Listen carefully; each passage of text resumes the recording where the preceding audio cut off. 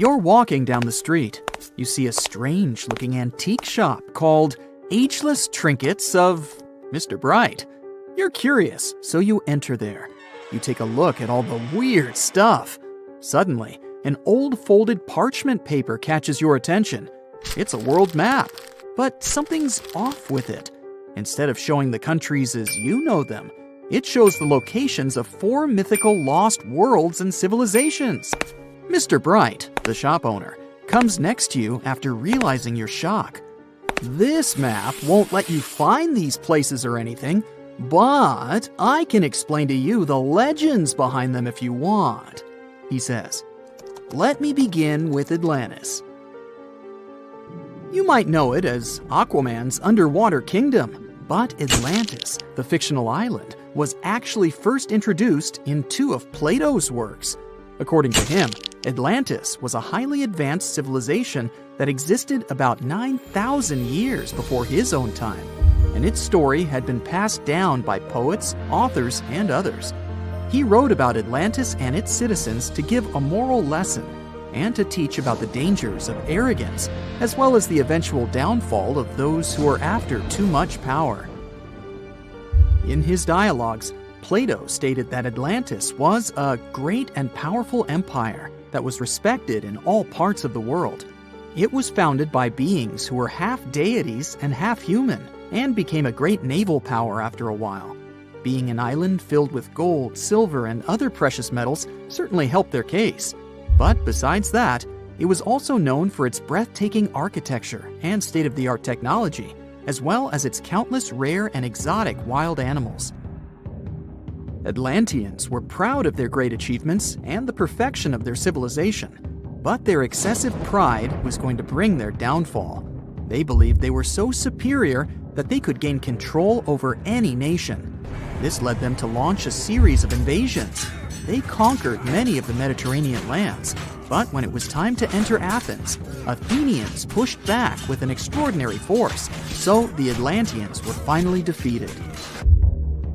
Plato stated that deities then got angry at Atlanteans because of how wicked, greedy, and immoral they became. So they punished them by sending earthquakes, which caused Atlantis to sink beneath the sea.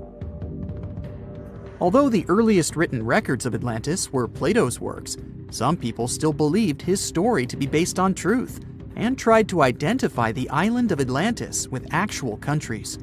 Some people suggested it may have been located in the Mediterranean Sea, near the coast of Spain or Italy. Others thought it may have been located in the Caribbean, off the coast of Central or South America, but there was no solid evidence to support any of these claims. One theory, in particular, seemed more plausible than the others, though. Located in the Aegean Sea, the island of Santorini was the home of a highly advanced Minoan society. However, due to a huge volcanic eruption, it was destroyed about 3,600 years ago, causing the Minoan civilization to suddenly disappear. These similarities between the fictional Atlanteans and the historical Minoans made Santorini a good candidate for the speculations. Yet again, there were still major flaws with it, such as how the time when Plato said Atlantis was destroyed doesn't coincide with the time of Santorini's eruption. So Atlantis still continues to be regarded as nothing more than a popular legend in the scientific world. Now, let's move toward the northeast direction on the map, Mr. Bright says. According to Celtic Breton mythology, there once was a magnificent city called Ys, also known as Caris, that towered over Douarnenez Bay in France's Brittany region. It was the most wealthy city in the entire Atlantic. It was especially famous for its beautiful gardens and buildings, and its citizens were all living comfortably and happily there. Dahut, who was King Bradlon's daughter in Breton legends and literature, had a deep love for the sea. She begged her father to build a city at the edge of the sea, and that is how the city of Ys was established. Little did she know that she would be the one responsible for the destruction of her father's beloved gift. You see, since the city was surrounded by the sea, it needed to be protected by a dike equipped with floodgates, and these gates could only be opened at low tide. and the only one who had the keys to these gates was the king himself. One day, a handsome red knight arrived at the city, but couldn't pass the gates. Dahut was so taken by him that she wanted to let him in. She knew that her father was the keeper of the only key to the city, so she sneaked into his room and stole it from him. Then she gave it to the Red Knight so that he could enter the city and they could be together. However, the Red Knight turned out to be the Prince of Darkness, and he intentionally left the gate open to the raging sea. The waves soon swallowed all of Ys. King Gradlon was able to escape on his magical horse, but Dahut couldn't. She turned into an evil mermaid who lured sailors into the sea. Today, if you go to Quimper, a city in Brittany, northwest France, you can find the statue of King Gradlon riding on his horse. Although the city of Ys is a legend, Brittany coast locals believe that on the days when the waters are calm, you can still hear the tolls of the city bells deep under the sea, if you listen carefully. Mr. Bright then points at the Indian Ocean on the map and says, "Now, have you heard about Lemuria?" Back in the mid-1800s, a few scientists suggested that there was once a continent that existed in the Indian Ocean, somewhere close to the south of modern-day Sri Lanka. The first one to popularize this theory was the British lawyer and zoologist Philip Lutley Sclater. In his paper, The Mammals of Madagascar, he stated that he found lemur fossils in India, and not in Africa. However, this discovery was extremely shocking to him because of the fact that lemurs' original homeland, Madagascar, is much closer to Africa. He proposed that this was possible only if some larger continent connected the two once. He stated that this continent must have eventually sunk to the ocean floor. He then named it Lemuria, and hence the theory was born. People who came after Sclater took his theory a step further and thought that Lemuria was also the home of an extinct race of humans called Lemurians, who had 4 arms and enormous bodies, and were also the ancestors of modern-day humans, as well as lemurs. Of course, as new scientific discoveries were made on plate tectonics, evolution, and the study of DNA, the theories regarding the fictional continent called Lemuria were debunked. The last fictional land on the map is Agartha, Mr. Bright says. Taking its roots from Eastern mysticism, one legend says there's a kingdom called Agartha that is located deep beneath the surface of the earth. It's where all 4 corners of the world are connected by paths and tunnels. It is said that there's a secret entrance into Agartha hidden in the Gobi Desert, and it's built by Agarthans themselves using advanced technology that can't be detected by us, the surface folks. According to some beliefs, Agartha exists to counterbalance the energies of those who live above the surface. While we live in a state of rush and heightened emotions, this world beneath us is the total opposite. Some even say that those who escaped Atlantis fled here to continue their lives inside the Earth's core. And yet, others think it's actually a land that's crawling with all kinds of monsters. But there's no need to be scared, since modern science proved Earth's core is not actually hollow and is a solid hot iron ball. So you can cancel your journey plans to the center of the Earth if you've made any. Thanks, Mr. Bright. Now, let's assume that another species, whether humanoid or dolphin-like, could have existed millions of years ago. How do we find their traces? There was a Doctor Who episode about a non-human industrial civilization on Earth that existed long before us. These reptiles, called Silurians, were forced deep underground by a catastrophic rise of temperatures on Earth, and there they thrived for centuries. That inspired scientists to create the so-called Silurian hypothesis. If there was an advanced civilization before us, we should find their traces somewhere. Well, let's try. Climatologist Gavin Schmidt and astrophysicist Adam Frank decided to dive into this themselves. Like us, any technologically advanced civilization would be hungry for energy. So they looked for global effects that would leave a widespread mark. For example, hints of large-scale industrial processes, like plants and factories, and their leftovers. Then comes the question of how long these civilizations would last. If they existed for a long time, we should look for long-lasting signs, like residues from burning fossil fuels, mass extinctions, synthetic chemicals not found in nature, and even traces of nuclear fission. Basically, we should search for the same kinds of things that humans are currently leaving behind as evidence of our activities. Unfortunately, this evidence isn't that easy to find. Let's imagine an unsettling scenario if humanity suddenly disappeared. Even though it seems like we've left a lot of changes on our planet, the future civilization millions of years from now would struggle to find any remnants of our existence. Why? Well, our planet has existed for 4.5 billion years. Complex life on Earth has existed for more than 400 million years. Compared to that, our industrial period only lasted around 300 years, and we haven't left any significant traces. Our record of Earth's history is full of gaps, especially the further back you look. The fossil record captures only some things, being very selective and incomplete. On average, one fossil emerges every 10,000 years, and dinosaur footprints are even rarer. Mountains rise, oceans change, and plate tectonics can easily wipe out evidence of entire civilizations. After a couple of million years, chances are any physical signs of a civilization would disappear. In order to find at least something, we have to look for things like odd sediment patterns or unusual isotopic ratios.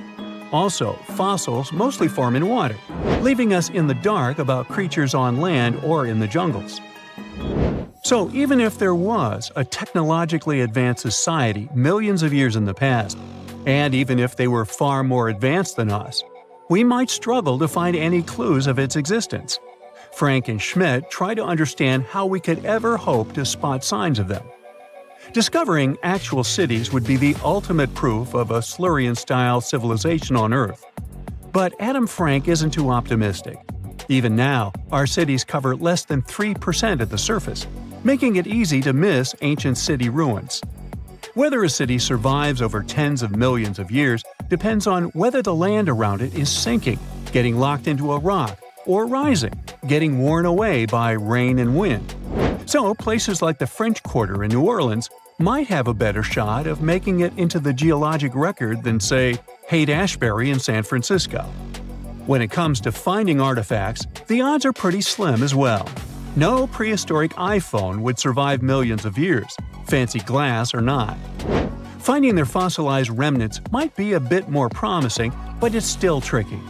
Considering modern humans have only been around for about 100,000 years, it's quite possible that we might overlook any traces of an earlier advanced species.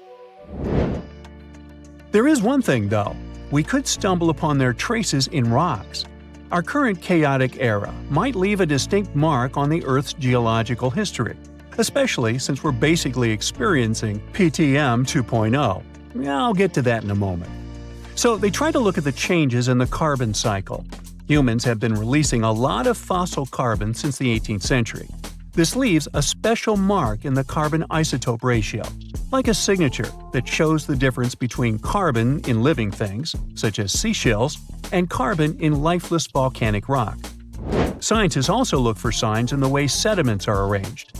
Large coastal deltas might mean that there were bigger rivers made by folks in this hypothetical civilization. Traces of nitrogen could suggest big-scale farming, where they used a lot of fertilizer. Spikes in metal levels in the sediment could mean runoff from heavy industries. Of course, a single find like that wouldn't tell us anything. Schmidt says the key is to look for multiple signs together. Without clear artifacts, the uniqueness of an event might show in various clues rather than a set of changes linked to a single cause.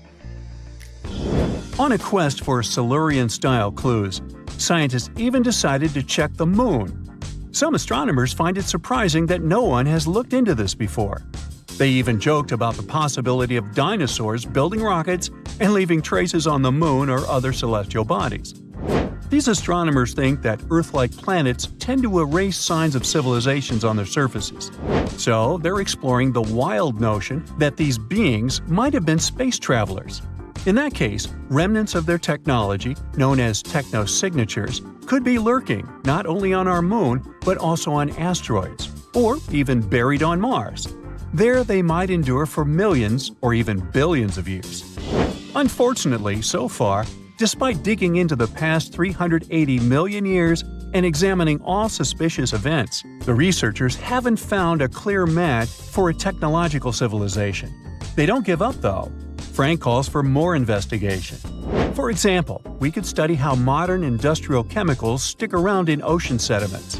This, he believes, could help us identify similar chemical traces in the Earth's history. If there are no traces, why do we even bother to find something like that? This research is based on Schmidt and Frank's recent papers. They were delving into the Anthropocene. It's the proposed epoch, dominated by human activities on Earth. It's full of these things called hyperthermals.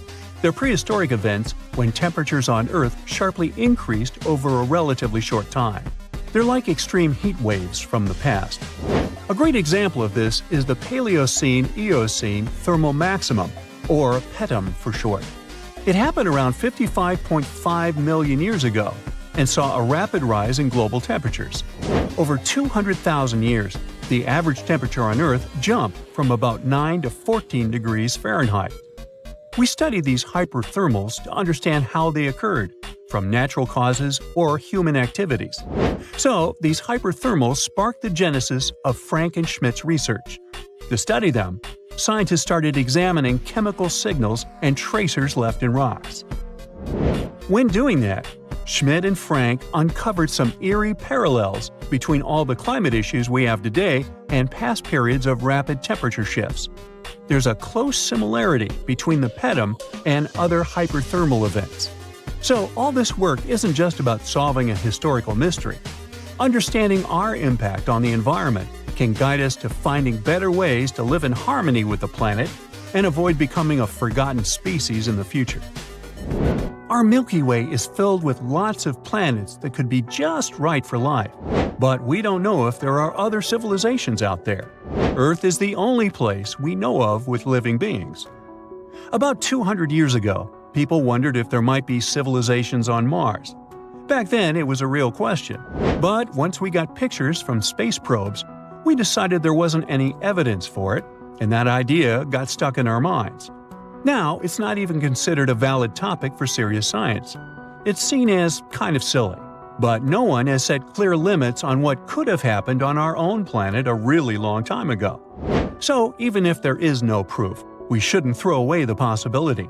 Don't forget, it took humanity a while to recognize dinosaurs. Maybe Silurians are just patiently waiting for their time. Strange and amazing items are discovered often, but figuring out what our ancestors were up to is pretty tough. Especially when all you have are just some rusty cups and cave drawings.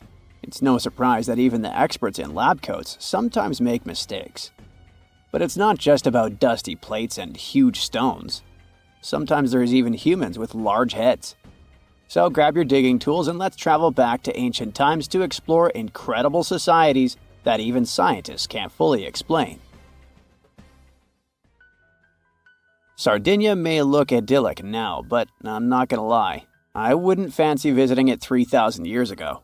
Rumor has it, terrible giants roamed around this island back then. People even talk about finding human skeletons over 13 feet tall there, although nobody's ever shown anything to prove it. But the stories will make you wonder because some weird stuff has definitely happened. In 1974, over 5,000 pieces of broken stone artifacts were found in a part of the island called Monte Prama, but instead of being displayed in a museum, they were locked up in an underground vault for about 30 years. Sounds a bit suspicious, doesn't it? When they were finally displaced in 2005, scientists put the pieces together to find statues of 38 giant men standing 8 feet tall. Not quite as tall as the legendary skeletons, but still pretty huge. It's thought these statues were made by the Nuragic people, who lived on the island a long time ago. Besides giant statues, they also built over 8,000 massive stone buildings. Perhaps Nuragic weren't giants themselves, but they definitely liked their things big. I do too. I like a big number of likes on our videos. That would be pretty great. Thank you if you liked this and subscribed. Now back to the video. You and I are pretty smart, but we might not be the smartest humans ever. Actually, we might not even be the smartest species. Since 1913, some skull fossils found in South Africa have hinted at a possibly smarter contender called Boskop Man. This human-like species might have lived as recently as 10,000 years ago. Their skull suggests they had really big heads, which means their brains could have been 30% bigger than ours. Wow! Their average IQ could have been around 149, making them among the smartest 0.05% of people today. But if a Boskop brainiac was so much smarter, why are they not around and we are? Well, bigger isn't always better, you know. Our brains are a lot bigger than our ape relatives, mainly in the prefrontal cortex. This part helps with high-level tasks like making decisions, remembering things short-term, and being aware of ourselves. The parts of the brain that handle our senses and movements haven't really grown much. So, maybe the Boskops spent too much time dwelling on the past rather than doing practical things like hunting. But this is all just guessing. We really don't know what happened to these clever cousins of ours. Some people even argue that Boskops weren't any different from us, with the only evidence being parts of skulls. The jungle is huge. Did you know the Amazon rainforest is home to about 30% of all the world's plant and animal species? That's impressive. However, the history of one native species, humans, has long puzzled scientists. The mysterious Kasarabe people lived here for hundreds of years and then vanished around 1400 AD. People thought the Amazon only had a few scattered tribes, but recently we discovered big, unusual shapes in the ground called geoglyphs. These might look like simple shallow ditches, but they're actually the remains of a vast civilization that spread over 5,000 square miles and includes about 450 markings, some as wide as 1,300 feet. That's insane! They likely contained ceremonial buildings and could have hosted up to 1 million people as recently as 550 years ago. Thanks to new technology like LiDAR, which uses a safe laser to map the forest without harming it, we can explore deeper. In 2019, some scans showed miles of raised roads and pathways and even pyramids over 70 feet tall. They found 26 separate settlements, 2 of which were at least 250 acres each. Damn, that's like 330 soccer fields. It's not certain what happened to the Kasarabe people.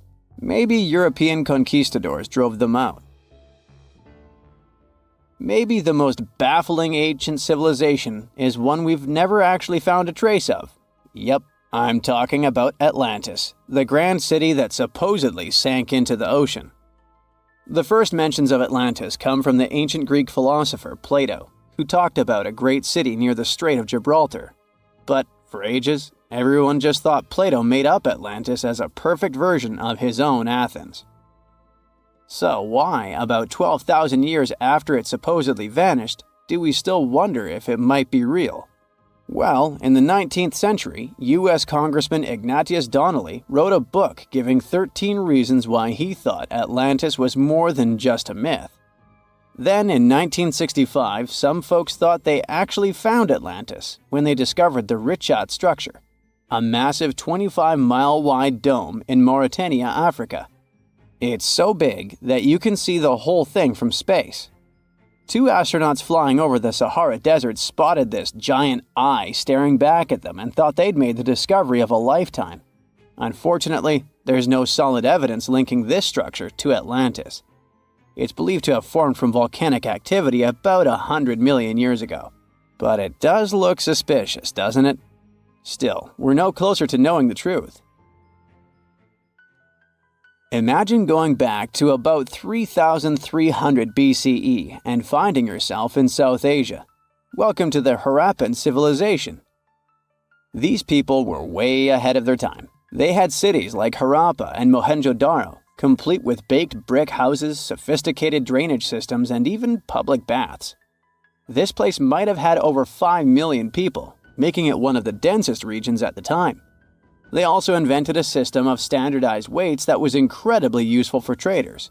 And trading they did. These people had connections stretching all the way to the Middle East, thanks to their great skills in metallurgy. They even had a form of ancient branding. The seals were used to stamp clay on tray goods. Despite being so advanced with a thriving urban life, there's a whole bunch of mystery shrouding their language and script. We've got bits and pieces of their writing, but no one's deciphered them yet, even with all the technology we have today. We also still don't know how exactly their society worked. It looks like they didn't flaunt their social status as much as other civilizations. No grand palaces or massive monuments. Instead, their largest buildings might have been granaries. They sure were practical. Unfortunately, all good things must come to an end. Around 1800 BCE, this bustling civilization started to decline, possibly due to shifts in river patterns. As the environment changed, the Harappans packed up, moving towards more hospitable lands. Ever heard of the Minotaur? The beast with a bull's head and a man's body, hunting the bravest travelers in a massive maze. Well, this wasn't just any old tale. It was one of the most popular dramas of the ancient world, and it was inspired by this place, the island of Crete. The Minoans lived here during the Bronze Age. They had stunning palaces, amazing frescoes, and a culture so rich it still fascinates historians to this day. They built places like Knossos, which was so complex with its multi-story buildings and elaborate hallways that it might have inspired the whole labyrinth myth. Their engineering was so ahead of its time that even their drainage systems were more advanced than what many of us have today. Let me know in the comments which of these stories you find the most fascinating, and thanks for watching. We've all been afraid of the dark at some point in our lives, haven't we? I mean, do you remember getting tucked into bed by your mom or dad after they read you some scary fairy tale with monsters and dragons or even dinosaurs? But just as your parents were about to turn the lights off and silently step out of your room, you remembered. What if there was something hiding under your bed? Or worse, what if some spooky creature was stuck somewhere in the closet? You could probably get up and check, but it was too dark out there. Wouldn't it be great to have some source of light that would come from within your body? You could always use it whenever you get surrounded by darkness. Unfortunately, as humans, we aren't able to do that. But there are a bunch of creatures out there that can, in fact, light themselves up. That's thanks to a little something scientists call bioluminescence. Animals and fish living in the ocean tend to have this talent more often than others. And you can find these creatures anywhere, close to the surface or deep down at the bottom.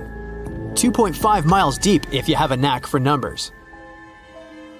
These creatures use their light for a lot of things, like communicating with other members of their species, luring in prey, and even scaring away enemies. Bioluminescence is basically an organism's ability to emit its own light. Chemistry has a lot to do with it. Such animals use two chemicals, one called luciferin and the other called luciferase. Add a bit of oxygen and bam! Light! Should you ever wonder if you actually observe bioluminescence or if someone just dropped a glow stick in the ocean, be on the lookout for neon blue, green, or even red sparkles in the sea. They're usually spread over a large area. This can even make the water look like glitter or a starry sky. You can thank squid, tiny crustaceans, and algae for this romantic atmosphere. Now, I've got another unusual phenomenon for you. How about a golden waterfall? I'm not kidding, it actually exists, and it's a natural phenomenon. To see it, you have to drive to Yosemite National Park to the Horsetail Fall. Make sure to plan your trip in winter or early spring. That's the only time during the year when you can see this awesome phenomenon. It doesn't need any scientific explanation. It's nothing more than sunlight at dusk hitting the waterfall in such a unique way that it makes it look like a river of lava. Or gold, your choice. That's the reason why during this time of year, the Horsetail Fall is also named the Fire Fall. Unfortunately, this phenomenon is becoming less and less visible within the years, mostly because of drought and other issues connecting with the melting of snow. So, should you ever decide to visit, keep an eye on the waterfall since the effect is very brief. Ever heard of a dirty thunderstorm? It's also called volcanic lightning. Apparently, specialists looking into the phenomenon have yet to fully grasp what it is. When a regular thunderstorm happens, particles with positive and negative charges collide, hence the giant spark we call lightning. It also makes a lot of noise, which you can recognize as thunder. But when a volcano is erupting, some of the volcanic ash particles get electrically charged, and while getting projected into the air with a huge force, they collide and cause electrical discharges. This whole process makes it look like there's lightning coming from the volcano itself. Imagine all that ash, gas, and smoke coming from the crater, and then add some electricity to the mix.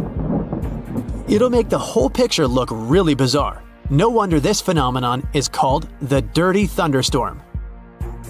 Now, how about clouds that look like waves? Those are called asperitas clouds, and they're actually quite close to the ground, unlike your regular day-to-day clouds. The name comes from the word aspero, which in Latin translates to rough or uneven. On rare occasion, you may spot such clouds when the weather is calm, but they're mostly associated with thunderstorms. These clouds appear during unstable atmospheric conditions, and surprisingly, they don't produce rain. Even though they do resemble dark storm-like clouds, they also create random patterns, tricking your eyes into thinking you're looking at the surface of the sea from under the water. Another impressive kind of cloud is called mammatus clouds. What makes them so special is a series of bulges emerging from the base of each cloud. One such cloud enters a level in the atmosphere where the wind direction changes. You can see these wave-like patterns in the sky. Australia is the place for you if you like surfing, but not all the waves you can catch there are made of water. Near a town called Hyden, there's a mysterious wave made out of rocks. This granite formation supposedly dates back to 2.63 billion years ago. That's way before dinosaurs started hanging around the planet.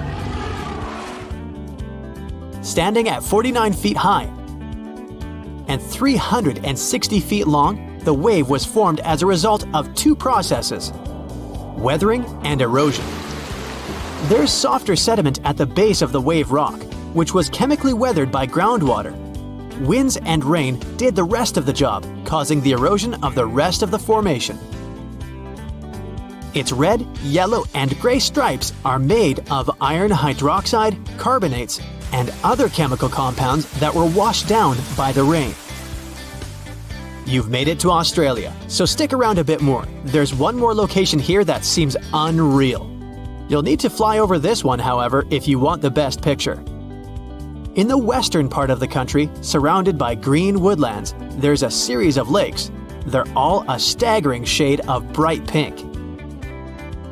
Out of them all, the most famous is Lake Hillier, a 2,000-foot-long reservoir. It's surrounded by both sand and a forest of eucalyptus trees. This makes the cartoon-like hue of the lake stand out even more. One of the many theories explaining the color of these mysterious lakes is connected with algae. These algae appear to gather high levels of a substance called beta-carotene, which has a red-orange pigment in it. Another explanation involves haloarchaea. Those are microorganisms that sometimes look red. Even if you don't enjoy flying, the lakes are great for taking a swim. They're not toxic, even though they have loads of salt in them. This means you'll be able to stay afloat easily, and the water won't damage your swimsuit. During winter up north in Canada, a bizarre phenomenon happens at Lake Abraham in Alberta.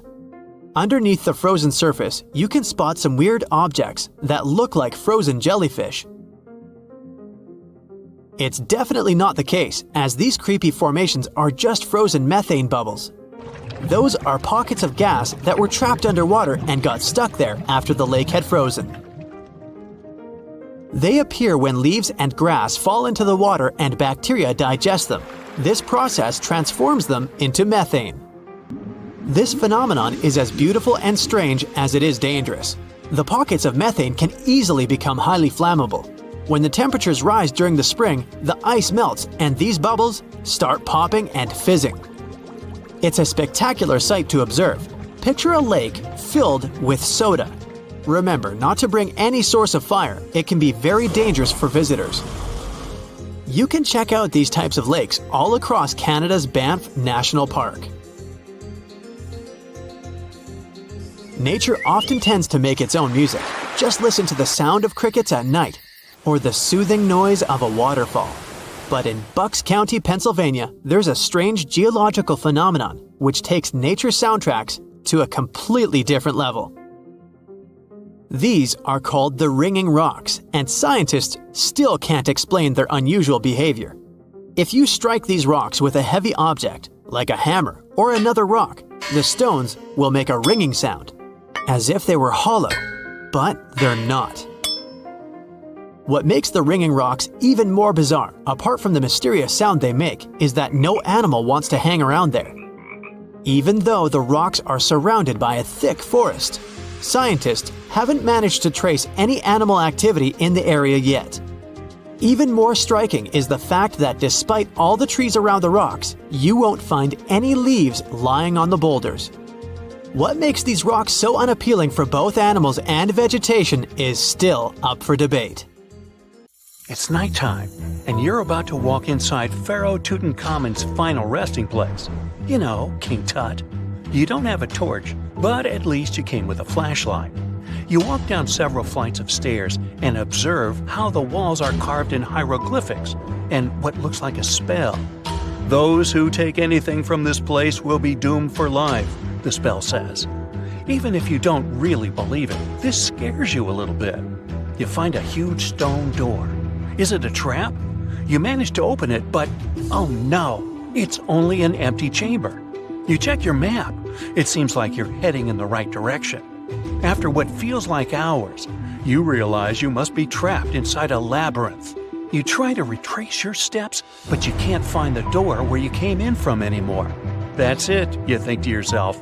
You've fallen for the Pharaoh's trap. What's worse, you didn't bring a lunch. Okay, so we've all seen Hollywood movies where the main character is exploring ancient ruins and faces some seriously dangerous traps, right?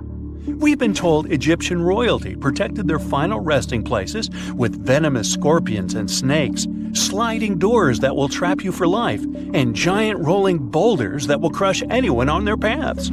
The thing is, were these traps truly real? Well, I regret to be the one to break it to you, but this is all fiction. These elaborate traps were too technologically advanced for ancient civilizations to pull off. That is not to say, however, that there weren't any traps at all. Ancient civilizations, like the Egyptians and the Mayans, are known for their practice of building entire monuments dedicated to the ones who had passed away. These structures would often reflect the position of person occupied in society. So, for the really important people, the VIPs of their times, massive monuments were built to host their bodies long after they were gone. Some of these civilizations believed that a person's life would continue on the other side of the veil. For that reason, a person would be buried together with the belongings of their current life. If they had a lot of money and power and stuff, that meant their resting places would be filled with riches and gold. Now imagine if you lived in ancient Egypt and you knew exactly where all the pharaohs' tombs were located and had heard rumors of the amount of wealth kept in these places. Maybe you would be tempted to go check it out, right? We're talking about large rooms filled from floor to ceiling with golden artifacts, jewels, and even money. I mean, it does sound tempting. And since there weren't any security guards protecting the entrance of these places, Egyptians needed to get creative as to how they would protect these riches. These old civilizations found some traps to be useful. A recurring one was building empty rooms inside the monument to confuse a burglar. Now, let's take a look at Amenhotep III's final resting place as an example. It was built in the city of Luxor, in a spot also known as the Western Valley of the Kings. Two French engineers originally discovered the monument between 1905 and 1914 CE. The structure is huge and has more than 10 chambers, connected by long corridors and steep stairways. The King's Chamber is the most hidden one, and for an outsider to try and find it they will probably enter a lot of empty rooms beforehand. Other pharaohs tried to protect their riches by commissioning monuments with false doors concealing pits that were up to 20 feet deep. This way, an unwarned and unwanted visitor would be surprised by the deep hole on their way to the king's resting chamber. Alongside false doors, pharaohs made sure to build labyrinth-style corridors and false walls. This way, robbers could take hours or days before they found the king's real chamber. As to pits with poisonous snakes on them, if there were any reptiles inside these monuments, they probably got inside on their own and would most likely not stay there for long. There is no way snakes would survive years and years without food inside these pits. So yes, another Hollywood-induced belief right there. If these traps seem boring to you, archaeologists did find an interesting deterrent in the final resting place of the Red Queen of Palenque in Mexico. Palenque was one of the most powerful Mayan cities in pre-Columbian Mexico, and the Red Queen was believed to be the grandmother of the last Mayan king, undoubtedly a person of immense importance to the empire. In her honor, a huge monument was built to keep her body after her passing. The discovery of the tomb itself was already thrilling. Archaeologists found an ancient monument when digging at the site back in 1994. The first thing they found was a room with a hidden door. Once they opened the door, they discovered a long corridor. Finally, at the end of this corridor was the Queen's chamber. The team of archaeologists was beyond excited to unearth this chamber with the mummy of the Queen herself still inside it. They found her to be accompanied by her pearls, jade shells, and expensive rocks.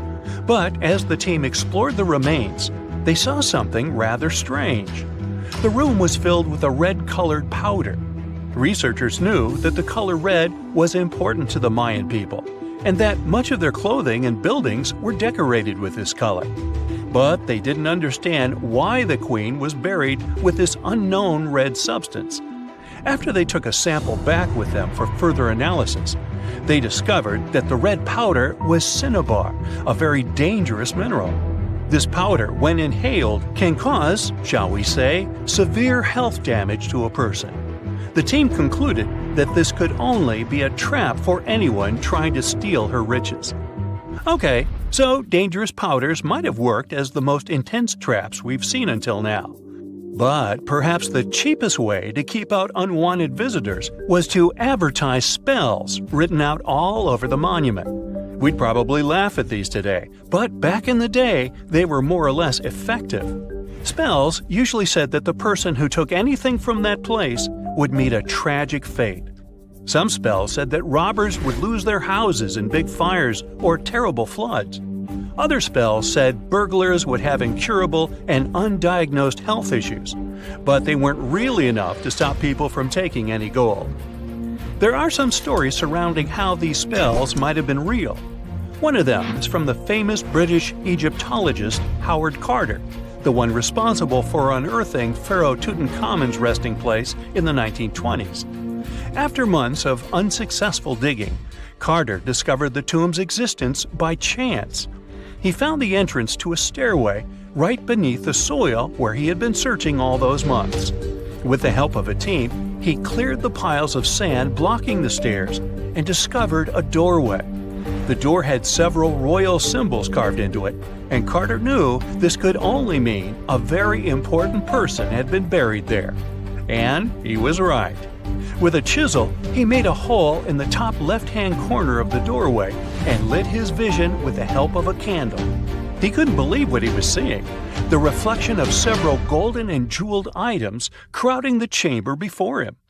Lost for 3,000 years, Carter had just discovered the final resting place of King Tut. But the story didn't finish here. This discovery was accompanied by a series of unfortunate events that led people to believe it had something to do with the pharaoh's spell. Carter himself mysteriously passed away just a few years later, and some of his assistants lost their houses in floods, just like one of the spells threatened. Some say it's just coincidental, as there's no real proof of these things being connected. Well, what do you think? Was this an effective trap after all? Whenever you hear about ancient ruins, you almost never picture them being suspended somewhere, or just randomly hanging on the branch of a tree, right? In fact, for most of the ancient artifacts we have exposed in museums all over the world, archaeologists did quite an impressive amount of digging. You see, buildings have this funny way of fading away over time if not properly taken care of. Sometimes we need to reuse some building materials, so an older construction may be sacrificed in the process. Other times, houses are abandoned, and once they are exposed to the elements on the surface, like rain or sunlight, they don't really stand a chance. Some just simply crumble away due to good old erosion.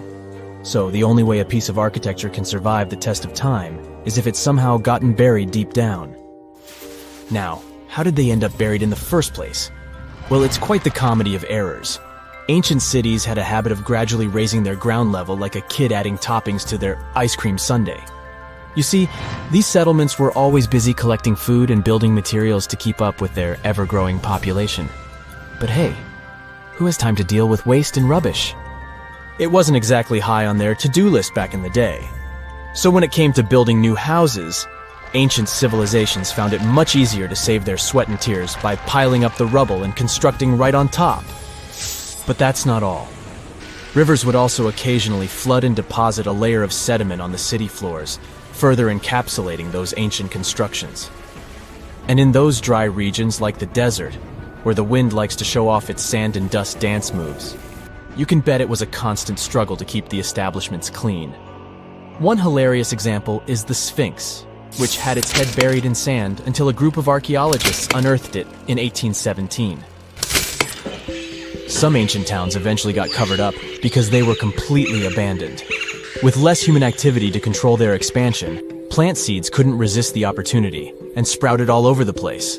They gobbled up carbon dioxide from the air and grew, adding more and more bulk to the ground. Those cheeky roots even decided to stabilize the soil made from decaying plant matter, creating layers upon layers of earthy goodness. It's like the ultimate DIY project Mother Nature embarked on, with plants as her loyal helpers. The act of digging into the secrets of ancient civilizations is not just about unearthing a lost world. It's also an epic quest to reveal the hidden treasures beneath layers of history. But how do archaeologists know where to dig in the first place? If everything is covered in layers upon layers of sediments, debris, and plant roots, they must have some sort of system they rely on before embarking on a new project, right? For starters, they're not always the ones suggesting an archaeological dig in a certain location. Let me explain. Let's say you're a contractor and you want to build a new fancy apartment complex in your city. Some local legislations have certain requirements before your project can start, though. For instance, before anyone starts building on a piece of land, they might need to bring in specialists to check the soil. These clever folks can be archaeologists, geologists, or paleontologists, and they need to keep an eye on things during development. If any artifacts or ecofacts, fancy word for organic remnants, are discovered, these experts swoop in to excavate and study them. But what about sites that have nothing to do with bulldozers and yellow hats? Archaeologists have more than one trick up their sleeves when it comes to locating ancient hotspots. They dive deep into historic records with a healthy dose of detective work. By sniffing out old documents and maps, they can piece together the puzzle of human activity in a specific area. If a site has been visited before, it's even better. Finding records of past excavations or historical accounts can give archaeologists lots of information on where to continue their treasure hunt. Before archaeologists start swinging their shovels, they engage in a bit of a visual scan mission. Armed with a grid system, they'll stroll around the site, keeping their eyes peeled for any artifacts that might be hiding just beneath the Earth's upper layer. From groundstone tools to historic glass and even ancient garbage dumps, yes, they're all so valuable. These keen-eyed explorers can spot signs of human activity faster than most people. If they stumble upon midden soil, fancy term for a garbage dump, they know for sure that humans once called this place home. Archaeologists don't just rely on their trusty shovels, though. They have an arsenal of gadgets to aid in their search for hidden wonders. Geophysical tools are like their secret weapons. Take the resistivity meter, for example. This clever contraption measures the electrical component of the soil and any buried features or artifacts. A buried wall, for instance, will create a different resistivity reading than the surrounding soil. Magnetometers and ground-penetrating radar work in similar ways, showcasing potential hints of ancient treasures in the soil. And who could forget our trusty old friend, the GPS? It helps archaeologists map out precise locations, like a high-tech treasure map, leading them straight to their pot of gold. Care to virtually visit some of the most important archaeological sites in the world? Well, follow me. In the United Kingdom, for instance, you'll find this interesting place called Stonehenge. It's one of many henges scattered around, but this one really takes the cake. Picture this: massive ancient stones standing tall and proud, arranged in a funky outer ring and an inner horseshoe, with some smaller stones thrown in for good measure. And guess what? These amazing stones have been around for over 5,000 years. Talk about a serious case of rock-solid longevity. Now, here's where it gets interesting. According to local folklore, the legendary wizard Merlin whipped out his magic wand and poof! He teleported these massive stones all the way from Ireland. Apparently, some giants had assembled them there, but Merlin decided they would look much better at their new location.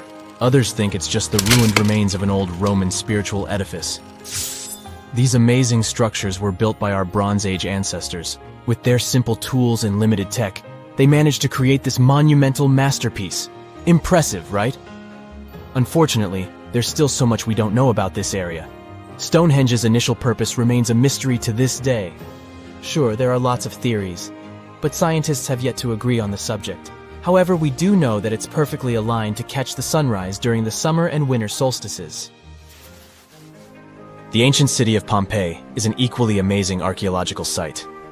Picture this: Mount Vesuvius, a notorious troublemaker, decided to throw a volcanic tantrum and completely covered this ancient Roman city. It turned it into a time capsule, located outside present-day Naples in Italy. Fast forward to the year 1748, when a bunch of adventurous explorers stumbled upon Pompeii. Lo and behold, they discovered a treasure trove of well-preserved goodies: streets, houses, food. Probably a bit stale by then. Blingy jewelry, fancy sculptures, colorful frescoes, everyday household items, and even animal and human remains. It was like an epic archaeological party. From the looks of it, Pompeii had it all. Fancy houses and villas, a massive 20,000-seat arena, cute little artisan shops, hangouts like taverns. And let's not forget the saucy spots like those luxurious bathhouses for some intense pampering. There's also the Sanctuary of Apollo, where people used to gather for their daily dose of worship. And of course, the bustling heart of the city, the Forum of Pompeii, where all the cool people used to hang out. And guess what? Pompeii is so cool that it made it to UNESCO's World Heritage List back in 1997. That's like the ultimate Hall of Fame for historical awesomeness. It also includes many other famous buildings and sites, like the Taj Mahal in India and the Acropolis of Athens in Greece. Now here's something. Baltic amber is one of the most common resins found in the world. The reason for this is that due to the vast forests of pine, their numerous deposits are so common, they provide wonderful treasures from long ago. Ants are especially common in the Baltic amber, which comes from pine trees. Its resin is rich in sugar, so the ants often live amongst the trees, close to the easy source of food. One block found in East Germany has preserved one ant that is estimated to be about 48 million years old. Think of the birthday cake. But what makes this find interesting is another animal inside the amber. It's a mite, notorious hunters in the insect world, capable of traveling at great speed. These guys quickly latch onto their hosts, sucking them dry. They're also capable of destroying entire hives in one go. And within this piece of amber, the amber provides a display of their final struggle.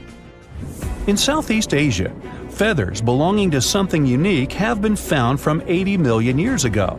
They were captured in resin during the Cretaceous period, a peak time for dinosaurs. The many feathers inside are from the coelurosaur. It looks like a dinosaur, but this animal is more related to birds. Other feathers like this have been found in resin. They belong to avian and other non-flying dinosaurs. The discoveries have helped reimagine what dinosaurs actually look like. Still, dinosaurs may have had feathers instead of being completely bald. Of course, for most of them, the feathers weren't used for flying, but they helped the dinos stay warm. However, the feathers weren't all that was found, and a part of the coelurosaur's tail is also preserved. Still, it's so small and ancient that its DNA hasn't survived to map their entire genome. The enclosed tail is also very delicate, and it can't be removed from its protective amber shell.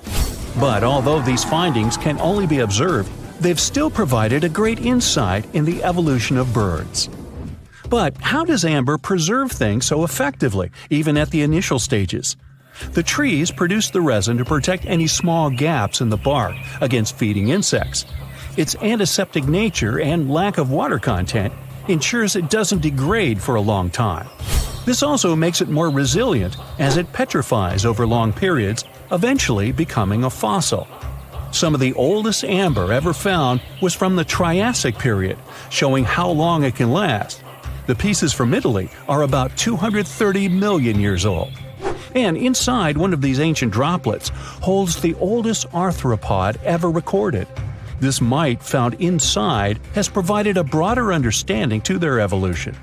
Today, they're known to mainly annoy gardeners by feeding on the petals of flowering plants.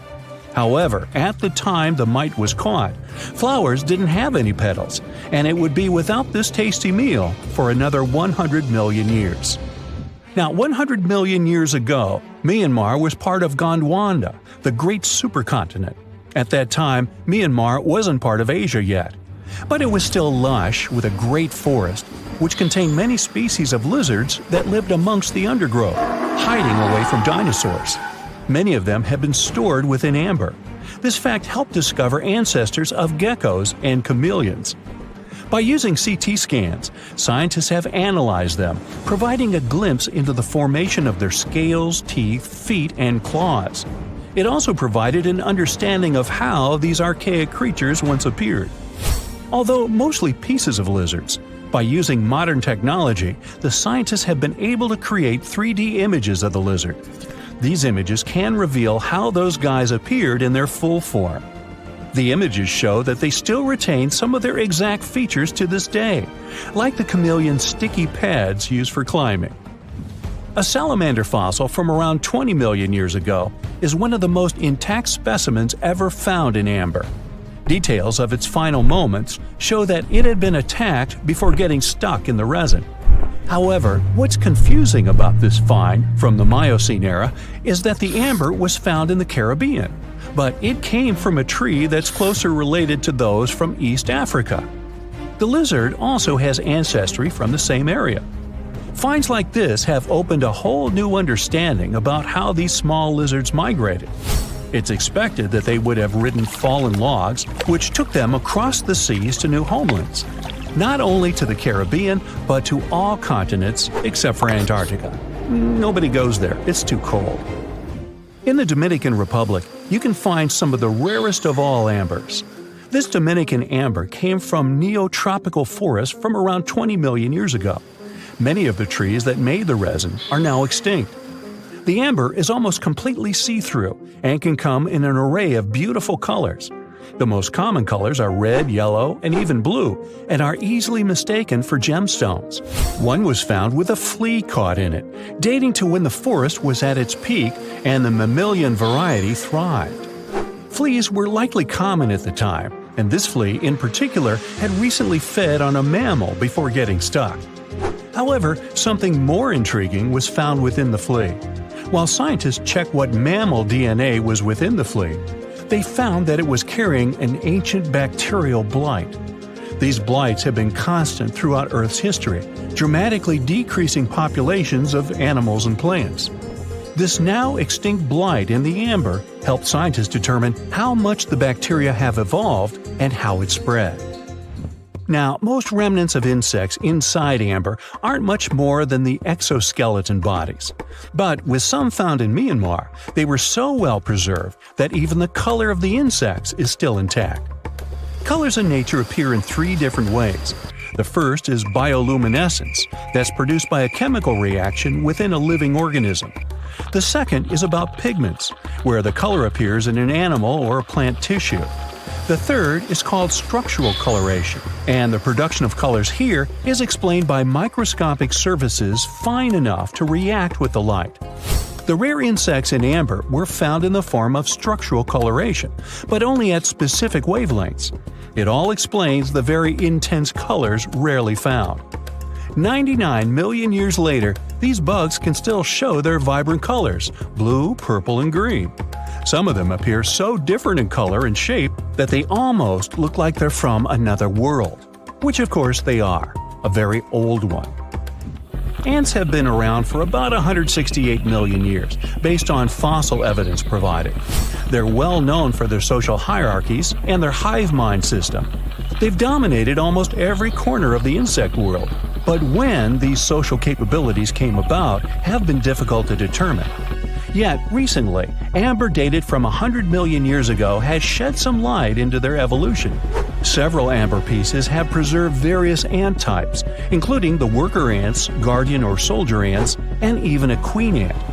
Before these pieces were found, it was estimated their social nature occurred millions of years later. A piece of amber, dated 100 million years ago, helped shed light on the evolution of birds. A perfectly preserved bird that hatched preserved in amber was already equipped with its flight feathers. With the earlier physical abilities, they would be capable of moving around the nest by themselves at a very young age, and it's expected they could search for their own food almost immediately. But as birds continue to evolve and spend more time in the skies, their brain developed larger for their cognitive abilities.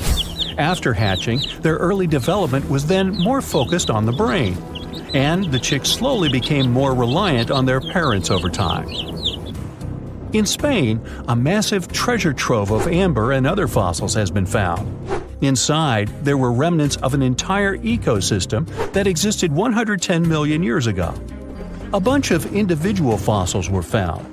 The vast collection includes many types of insects, mollusks, arachnids, plants, 50 different dinosaur bone fragments, feathers, and hair from mammals, and a McDonald's burger wrapper. Nah, just kidding. With the abundance of findings, it's helped researchers understand the ancient terrestrial ecosystem that once existed. With loads of specific details of the environment, they've reconstructed the swamp. This way, it's now possible to experience what it was like in the world of dinosaurs. Imagine you can spend an entire week digging in the ground, scanning for ruins, and taking photographs of the world's most surreal archaeological sites. Would you be up for it? Grab your magnifying glasses, and let's do some digging. When in Rome, do as the Romans do. Walk around the city stumbling upon ancient history, So, you're strolling around Esquiline Hill on a sunny afternoon. You have just finished your third gelato when you suddenly see it. The magnificent Domus Aurea, or Golden House, for the non-Latin speakers.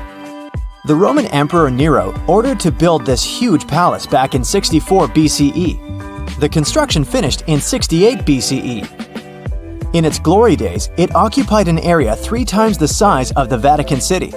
The building had gold leaf decor, semi-precious stones, and tons of frescoes. There were over 300 rooms in the palace, some of them overlooking the beautiful vineyard and animal-filled woods nearby. It held an enormous 100-foot statue of Nero himself. The octagonal wall was the grandest construction in the complex. Originally, it was a banquet hall with waterfalls cascading down the back walls. The hall rotated around its axis day and night as petals fell from above. Nero's successors stripped the whole palace of its materials. Today, tourists can visit the main structure and, of course, the octagonal hall. They excavated it, and you'll easily recognize it even with its bare walls. After flying halfway across the world, we're deep in the Cambodian jungle. Good thing you brought bug spray with you. Mosquitoes can get crazy in this tropical climate. Hidden among the forest is the city of Angkor. It was the capital of the Khmer Empire from the 9th to 15th century. FYI, the word Angkor means capital city in the Khmer language. The city became one of the largest in the pre-industrial world. Researchers say nearly 1 million people used to live there.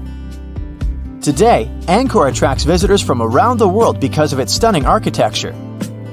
You can recognize the Khmer style in the use of huge blocks of sandstone. At the center of the complex lies Bayon Temple. It's decorated with 216 smiling faces, which scientists say are meant to resemble the founder of the Angkor Empire. They believe the towers used to be decorated with gold, but today the site is a maze of vine-covered temples. The city was abandoned in 1431 and wasn't rediscovered until the 1840s. In 1992, they named it a UNESCO World Heritage Site. The United States is not usually synonymous with ruins, but here's one. In the mountainous state of Colorado lies the ancient home place of ancestral Pueblans. Throughout the Mesa Verde National Park, there are over 600 cliff dwellings built by the Pueblans around the 1190s. The Cliff Palace alone had over 150 rooms. It was a multi-story building of sandstone and mud mortar. To arrive at the balcony house, visitors had to climb a 32-foot ladder. There, you can see a mid-sized village of 38 rooms and 2 kivas. Kivas are traditional chambers built by Pueblans for ceremonial purposes. By 1300, the Pueblan occupation of the Mesa Verde ended. Thankfully, the site is open for visits now. If you like terracotta landscapes, you came to the right place. The city of Petra is a marvel of the ancient world. Located in Jordan's desert, the city was a commercial hub back in the 4th century BCE. The Nabataeans, an Arab Bedouin tribe, lived in the so-called Rose City and thrived for many years, accumulating a significant amount of wealth. They invented an innovative water management system that made the region habitable. The rock-carved gate-like structure Petra is famous for is what is called the Pharaoh's Treasury. It stands at the main entrance to the site and is said to have a hidden treasure beneath it. In the early 2000s, the site was named one of the 7 new wonders of the world. All the way in South America, in the country of Guatemala, lie ancient Mayan ruins. The lost city of Tikal is a site made of 12,000 buildings, the remains of the capital of the ancient Mayan Empire. It is comparable in importance to London or New York. The North Acropolis is Tikal's most ancient complex of monuments. Built solely by human hands in 750 BCE, it served as the resting place of kings and chiefs. Back in the day, the step pyramid temples were painted a beautiful red. Mayans loved that color. Today, of course, you'll only see the limestone. Archaeologists have no clue as to the cause of Tikal's decline. Was it drought, disease, or something else altogether? Located on the left bank of the river Tigris is a strange old ruin, a battered archway. It belonged to a city named Ctesiphon, the jewel of the Persian Empire, for over 800 years. The city hosted an extravagant palace, decorated with a glass mosaic, jewel-adorned carpets, and a lot of marble. What is it with royalty and marble anyway? The arch was part of an imperial palace complex. Until modern times, it was the largest man-made freestanding vault. Notice how there are no pillars sustaining it. The enormous wealth of the city made it a constant target for other empires, until it eventually fell. In the mood for some more Mayan ruins? Chichen Itza is an archaeological site with the best preserved pyramids on Earth. Located in Mexico's Yucatan state, this Mayan city is well over 1,500 years old. At its peak, it was home to 35,000 people. The site has a total of 26 ruins to be uncovered. The highlight here is El Castillo, a tremendous step-like temple standing 80 feet above the ground. Its most peculiar feature is that it has 91 steps up each of its 4 sides, including the upper platform. It makes for 365 steps, the number of days in the solar year. The oldest lost city in this list dates back to the Neolithic period. It was when us, human beings, started farming for the first time, instead of living a fully nomadic lifestyle based on hunting and gathering. Located on Orkney Island off the coast of Scotland is a prehistoric site known as Skara Brae. Thanks to good restoration, the site is very well preserved. You can see prehistoric dwellings with hearths, stone-built furniture, and even primitive toilets. Researchers found runic symbols on the site, which means they could have attempted some form of writing. Ah, Greece. Fancy some feta cheese, anyone? We've arrived at the focal point of archaeological sites, but today we're exploring one in particular, the Colossus of Rhodes. Also known as the Bronze Giant, it used to be one of the 7 wonders of the ancient world, standing in the harbor of the Greek city of Rhodes back in the 3rd century BCE. The Colossus was said to be 105 feet tall. It's believed that the statue was built with the help of 900 camels. Sadly, it only stood for 54 years. A ravaging earthquake tore it to pieces, so visitors would come and see only a giant foot. Now, there is a whole load of nothing where the statue once stood. I think it's safe to say there are a lot of random ruins on walls spread across the globe. And our final visit for the day consists of exactly those. All the way in northern England lies the ruin of Hadrian's Wall. The Roman emperor commissioned the wall in order to separate his empire from Britain's. The original wall was a lot grander than what is left of it today. But still, the ruins are pretty impressive. They consist of a 73-mile structure stretching from one coast to the other. Back in the day, Hadrian's Wall hosted 17 large forts and numerous observation towers to ensure the maximum safety of his empire. The wall fell into oblivion when the Romans left Britain at the start of the 5th century. People began looting it to build churches, farms, and even houses. Today, if you decide to visit the ruins, you'll only see waist-high fragments of stone. But still, pretty neat, huh? All fossils are exciting for paleontologists. Yes, they need to get out more. But some might look terrifying to regular people. For example, look at this picture of tentacle arms and octagonal-shaped heads. When it first appeared in mass media, internet users claimed that it was some ancient organism that had come from space. Others thought the story was fake. But in fact, both the picture and the fossil are real. The fossil is known as a mortality plate, a fossilized representation of a mass extinction event of one or several species. The fossil actually contains more than a dozen specimens of a type of marine organism called a crinoid. Despite their looks, crinoids were not plants but marine animals. This particular species lived deep underwater on the seafloor. Crinoids were related to starfish, sea urchins, and brittle stars. These creatures could attach themselves to the seafloor with stalks made up of flexible porous discs connected by soft tissue. The stalks were hollow, and that's where the animal's nervous system was located. Crinoids absorbed oxygen through thin-walled tube feet. The creatures usually reached the length of more than 8 inches and had 5 arms lined with leathery-looking, tentacle-like structures. They fed on plankton and sloughed off organic material.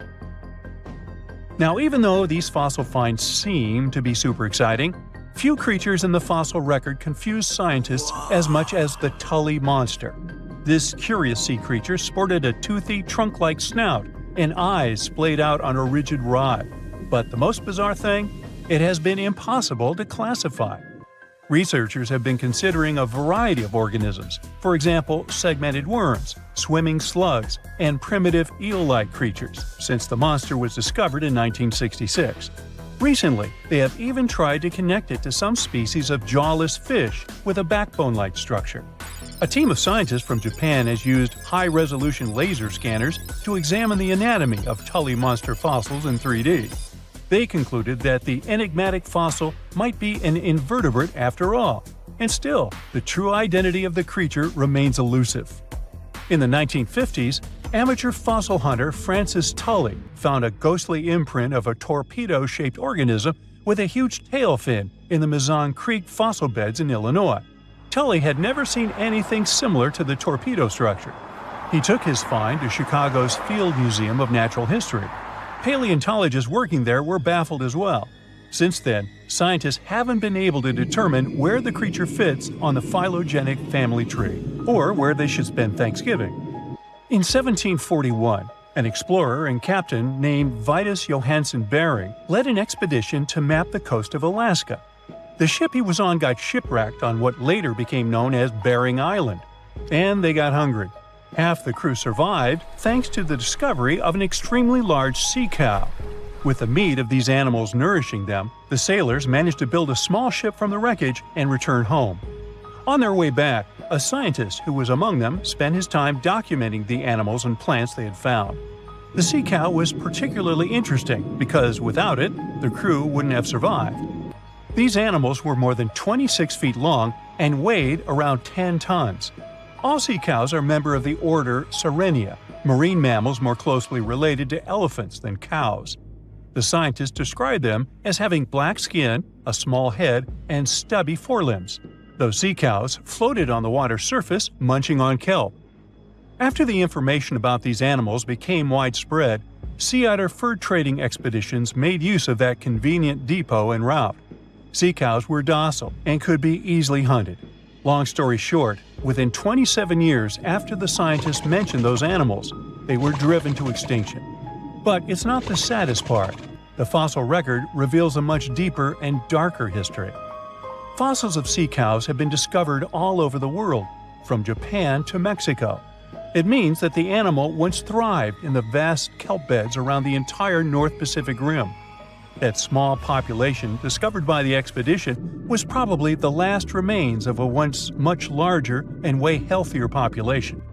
More likely, Aboriginal hunting had already reduced the numbers of these animals to near extinction levels, and the final blow came from Western hunters. The living close relatives of those ancient sea cows are rarely hunted today. Still, they're under threat of extinction themselves. To some, this amazing fossil might look a bit disturbing. Slaves' lentils are fossils that belong to animals called nummelites. They lived and thrived in a warm, shallow sea covering part of Egypt around 40 million years ago. The name nummelites hints at the fact that larger specimens resemble coins, and in Egyptian folklore, they're even referred to as angel's money. These creatures have a simple, single-celled structure, which contrasts with their super intricate skeleton. Look at this series of spiral overlapping whorls. Each whorl is divided into countless tiny chambers. Nummelites can grow to be 4 inches in diameter, and still, they are the fossils of single-celled animals related to amoeba. How and why did they grow to be so large? The reason could be their symbiotic relationships with other smaller organisms. In the case of modern species, such symbionts are tiny golden-brown single-celled algae called diatoms. The shells of nummelites are relatively transparent, and since they're flat, there's a large surface area for the light needed for the diatoms to photosynthesize. For some reasons, scientists are still debating about them. The presence of plant symbionts in animals dwelling in the sea encourages the growth of a calcareous skeleton in hosts. So, the gigantic size of the nummelites in Egypt could be due to their close relationship with symbiotic diatoms. Does that make sense? Fun fact: a species of nummelites evolve very fast, and their fossils change from one layer of sediments to the next. So, the limestone used for the pyramids of Giza are so packed with such fossils that it's known as nummelitic limestone. This limestone also contains 2 kinds of nummelites, the smaller slave's lentils and the larger angel's money. But those are not different species, but rather different stages in the life cycle of a single species. A comfortable abode with a gorgeous view of the Mediterranean Sea will serve as a perfect rain shelter. Well, this is what a real estate advertisement might have looked like for Neanderthals 100,000 years ago. Welcome to the weird and wonderful caves you could live in, or not. Of course, back then, neither real estate and advertising had been invented yet. Never mind the fact that Neanderthals couldn't build houses and often lived in caves. Yet, one of those caves looks an awful lot like a residential building. It's situated inside a high limestone cape called the Rock of Gibraltar. If the Neanderthals had had an economy, the caves inside this rock would have cost a bundle. Navigators discovered it in 1907. They just spotted a big hole inside the fortified rock. For many years, scientists have studied this place and found some traces of Neanderthals. They discovered ancient tools in the cave and bones of old animals. But the coolest thing was, they found 4 caves inside the rock. It was like a residential complex. Neanderthals lived alongside neighbors and helped each other hunt and fish. They created feather decorations and painted abstract drawings on the walls. Imagine our ancient predecessors hanging out in these caves 100,000 years ago. And now, scientists hang out there and study the primeval past of Neanderthals in detail. At the end of 2021, archaeologists uncovered a gap inside one of the caves leading to an unknown tunnel. They crawled through this hole and opened a new space under the cave roof. This place has been closed off from the outside world for over 40,000 years. And it seems it was one of the most prestigious apartments in the entire mountain complex. It has high ceilings with ancient stalactites. The ruined stone curtains divided the apartment into several rooms. Scientists also found the remains of ancient animals and scratches on the walls. It seems that Neanderthals had never lived here, but they used to visit this place. Archaeologists found the shell of a sea snail called dog whelk. One of the Neanderthals brought it here for some reason, but the primary owners of this place were hyenas. These caves show that Neanderthals were closer to humans than to monkeys. They had a way of life and even some customs. There's still a lot of work ahead, and scientists hope to find new rooms inside this rock. Meanwhile, in 2003, archaeologists discovered another early dwelling on the Isle of Flores in Indonesia.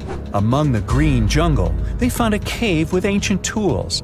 At first, everyone thought the human ancestors lived here, but then scientists discovered an unusual skeleton of an adult. A thorough analysis showed the skeleton belonged to a 30-year-old woman, 3.5 feet tall, just above the waist of an average adult. The woman's weight was equal to the weight of an adult shepherd. The skeleton didn't belong to Neanderthals or Australopithecines. It was a new unknown species, which scientists called Homo floresiensis, or simply the Hobbit. Also, there were remains of unusual ancient animals in the cave. It was an elephant the size of a cow, some large storks, and giant rats. Archaeologists have found out that hobbits were not the owners of this place. The main inhabitants were the rats the size of a cat. Maybe they were fighting the hobbits. Some analysis shows that Homo floresiensis wasn't our direct ancestor. They were in a separate branch of evolution. The hobbit skeleton looks more like that of a monkey than of modern humans. In 2009, in the dense jungle of Vietnam, archaeologists discovered Sandan, the largest cave in the world. If you go inside the cave and shout, you'll hear your echo a long time. In some places, the height of this cave reaches half the height of the Empire State Building, and the total area is larger than one central block of New York. Sandan is one of the 3 caves in the Vietnamese jungle. Many intricate mazes connect these caves. Inside, you can find unique plants and trees that live separately from the outside world. It's a real underground jungle. In some places, you can find collapsed ceilings that let the sunlight in. Besides unusual trees and plants, ancient stalactites hang there. Some limestone deposits are more than 450 million years old. They were here even before dinosaurs appeared. There are also many rivers in the cave. Rainwater coming down from holes in the ceiling has formed them. Fast streams resemble slides in a water park. They lead to unknown underground labyrinths. Scientists have studied only a small part of all these caves. The next unusual cave is in New Zealand. Hundreds of thousands of fireflies live inside. Each of them glows with a blue light. Together, they light up the cave. It may seem to you that you're on another planet, but you can't stay there for a long time. Special air measuring devices are everywhere. Scientists monitor the level of carbon dioxide necessary for the normal existence of fireflies. These insects are sensitive to the environment. If there are many people in the cave, or they stay there too long, the park staff will ask them to leave the place. It's like you're literally stealing oxygen from the fireflies. We've seen some pretty amazing caves so far, but how about a scary one? We're going to the desert of Yemen's Al-Mara province. What we're looking for is not a cave, it's just a black hole in the ground, right in the middle of the desert. It's big, the size of a basketball court. It's not its size that could scare you, but what's inside. Scientists are still not sure what it is. From the depths of this black abyss, a disgusting smell of rotten eggs constantly comes out, and sometimes you can hear some strange, frightening sounds. The blackness of the giant hole in Yemen absorbs all the sun's rays, so you won't see what's there even with a powerful flashlight. People flew over this place by helicopter.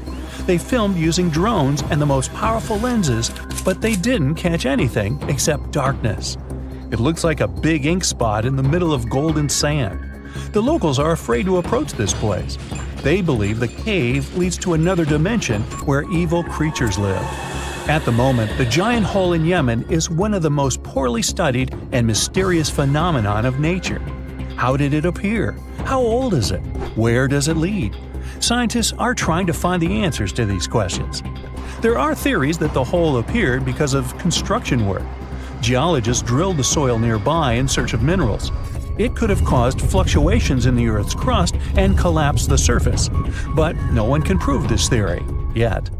And now, imagine a place where sunlight has not penetrated for more than 5 million years. There's little oxygen, and it's cold and damp.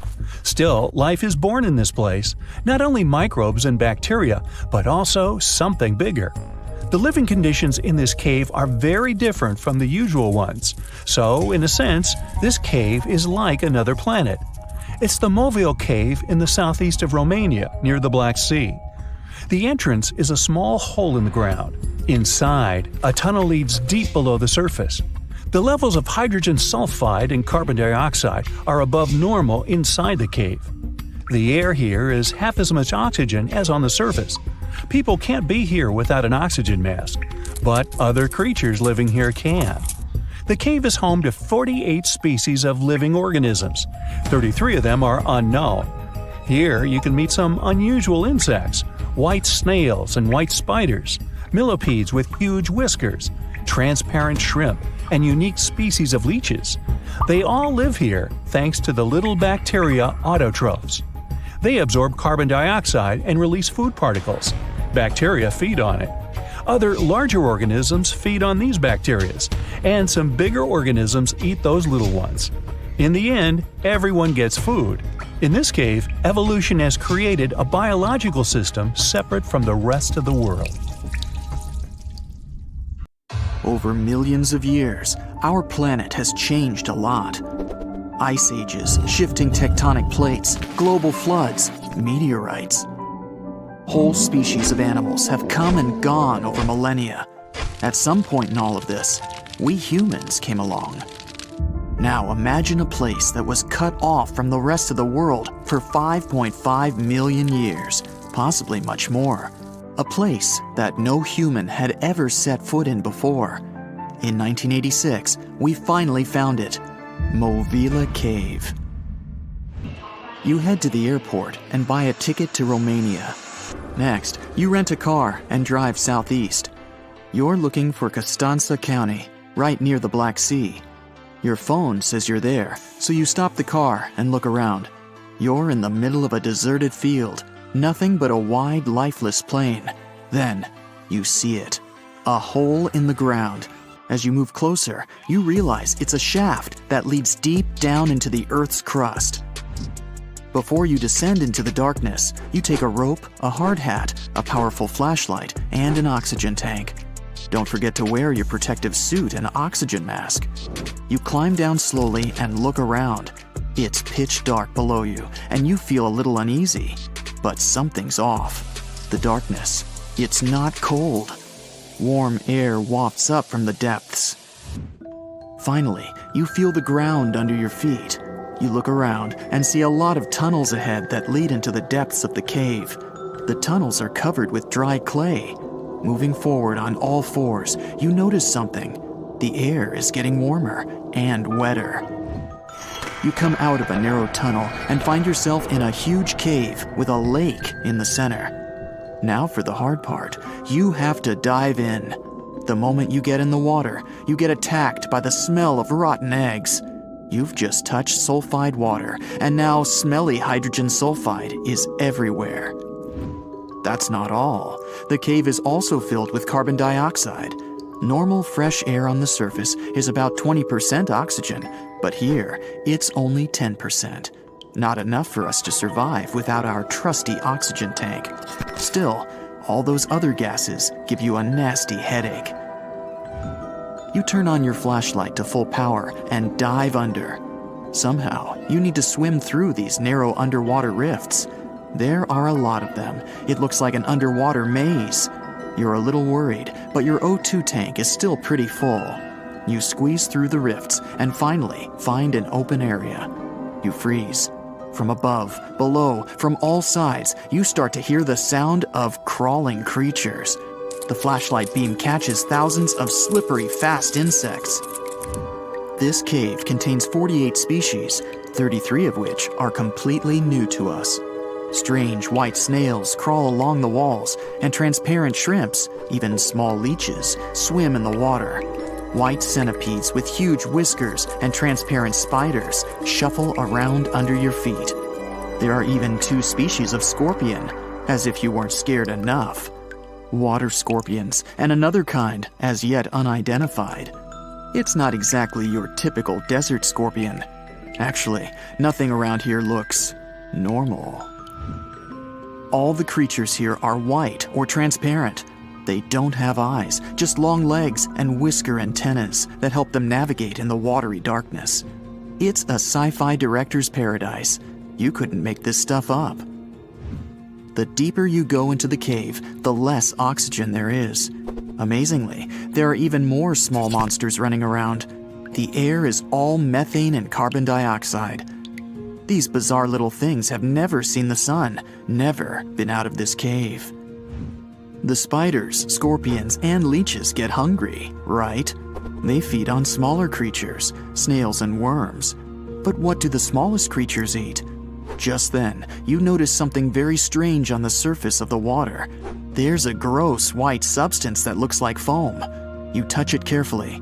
It's like wet toilet paper, and it tears as soon as you touch it. But it's not foam or paper. It's billions of living organisms, bacteria, called autotrophs. These bacteria make food from carbon dioxide, but they don't make it from the air like plants or trees. They use water. It's called chemosynthesis. These tiny bacteria excrete their unused food, and bigger ones come along and eat it. Then the tiny snails and worms eat the big bacteria. A whole wacky, unique food cycle deep underground in a random cave in Romania. That's why you need that protective suit and mask. It's not just for your comfort and safety. Without the suit, you might accidentally leave behind some human bacteria from your skin or something. It could ruin the delicate balance of life in this underwater world.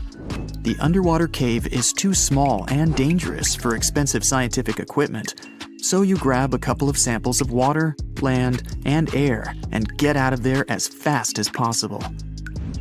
The cave hasn't been fully explored yet. The Romanian authorities don't allow just anyone to scuba dive on down there. Let's see in a few years. Who knows what else they'll find? You're back at your fancy lab, and you start to understand why that cave is such a big deal. The conditions in Movile are almost the same as in the first years of Earth's existence. Back then, our world was shielded from the sun by a dense atmosphere. It's actually possible that the microbes found in the cave are the same ones that were around way back when life began. These bacteria could turn out to be incredibly useful. They oxidize the dangerous gases, methane, and carbon dioxide. Basically, they make them harmless. Thanks, little guys. Movile Cave isn't the only extreme place on Earth where life still finds a way to survive and thrive. Picture the Eiffel Tower in Paris. Now imagine 10 of them on top of each other.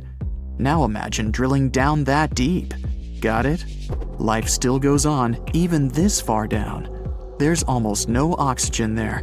The pressure is insanely high, and it's hotter than the hottest desert. Welcome to the nematode empire. Nematodes are worms, and these wiggly dudes are tough as nails. When there's no air, no food, or it's just too hot, they transform. It's called the Dower stage. It's a state of stasis, of deep hibernation. the worm's metabolism slows way down. It's like they go to sleep for a long time and only wake up when there's enough air or food around, or when it gets cool enough. And you don't have to dig that deep to find these creatures. Nematodes are found all over the world. They live in hot springs, in deserts, high up in the mountains, in the harsh cold of Antarctica, inside animals, and even inside the human body. You don't have to travel to Mars to find out of this world scenery. There are places on Earth that look unreal. The Danakil Depression in Ethiopia is one of the hottest, driest, and most inaccessible places anywhere on Earth. It's a large desert that gets almost no rain, but there's still plenty of liquid around. It sits on 2 active volcanoes, so liquid hot magma often flows up from under the Earth's crust. There are also colorful lakes full of acidic water. The salt from the lakes reacts with volcanic minerals, making bizarre figures that look like the backdrop of a sci-fi movie. Toxic gases and chlorine vapors rise up from the lakes, making it one of the most dangerous places on Earth. You need a gas mask to survive, but life always finds a way. There are living things here, even in a lake so hot that the acidic water actually boils. Microbes live happily in the lakes and surrounding rocks. If something can survive here, who knows? You can find another tough survivor in the Lut Desert in Iran. They've just discovered a new and special kind of crustacean there. These creatures live in small lakes that appear from time to time thanks to desert rains. This species can survive for decades in dry sediments, just waiting for a tiny bit of water. So these are all very small life forms, but are you in the mood for some monsters? Scientists have just discovered them swimming in the waters off Antarctica. Massive sea spiders, huge starfish, transparent shrimp-like things. In 1 month, researchers found about 30,000 sea creatures, many of them never seen before. Who knows what else is down there? The majority of us have believed for a really long time that Stonehenge, one of the most iconic monuments in the world, was an ancient calendar because of its alignment with the summer and winter solstices. But no one could figure out how it really worked. Now, a team of researchers have come out with another study. It turns out that Stonehenge could have functioned like the solar calendar. It's a similar principle to the solar calendar ancient Egyptians used to have, the one based on a year composed of 365.25 days. Each of the stones from this big mysterious sarsen circle represented 1 day within a month. Sarsens are what we call these large boulders. It's actually a perpetual calendar, where people could track every winter solstice sunset. That way, those who lived near Stonehenge, which is today Wiltshire, UK, could keep track of the days and months of the year. We all now understand this mysterious calendar system because of this interesting discovery in 2020. The team has identified the source of 50 of the 52 sarsens that make up the iconic stone circle we all know about. They analyzed the chemical composition of these sarsens and traced their origins to the West Woods in Wiltshire, which is about 15 miles away from the monument. Not only did these 50 sarsens come from the same source, but they were also placed in their current position at approximately the same time. They make the outer circle of Stonehenge, together with a horseshoe-shaped inner ring. Near the center of the monument, there are smaller rocks, known as bluestones. The team traced the origins of the bluestones all the way to Wales. They also discovered that the sarsens share a common chemistry, over 99% silica with trace elements. 2 sarsens were different from each other and also different from the main cluster. These sarsens were arranged in 3 different formations at Stonehenge. 30 of them formed this huge stone circle that dominates the monument. 4 station stones ended up in a rectangular formation outside the circle, while the rest, located inside the stone circle, were constructed into 5 trilithons. A trilithon is when you have 2 vertical stones with a horizontal lintel at the top. 30, 5, and 4 are pretty interesting numbers in the context of this calendar system. The 30 uprights that are spread around the main Sarsen ring could represent days of the month. If you multiply that by 12, you get 360. Add on 5 more, those from the central trilithons, and the result is 365. And to really adjust the calendar to match a solar year, you need to add 1 extra leap day for every 4 years, right?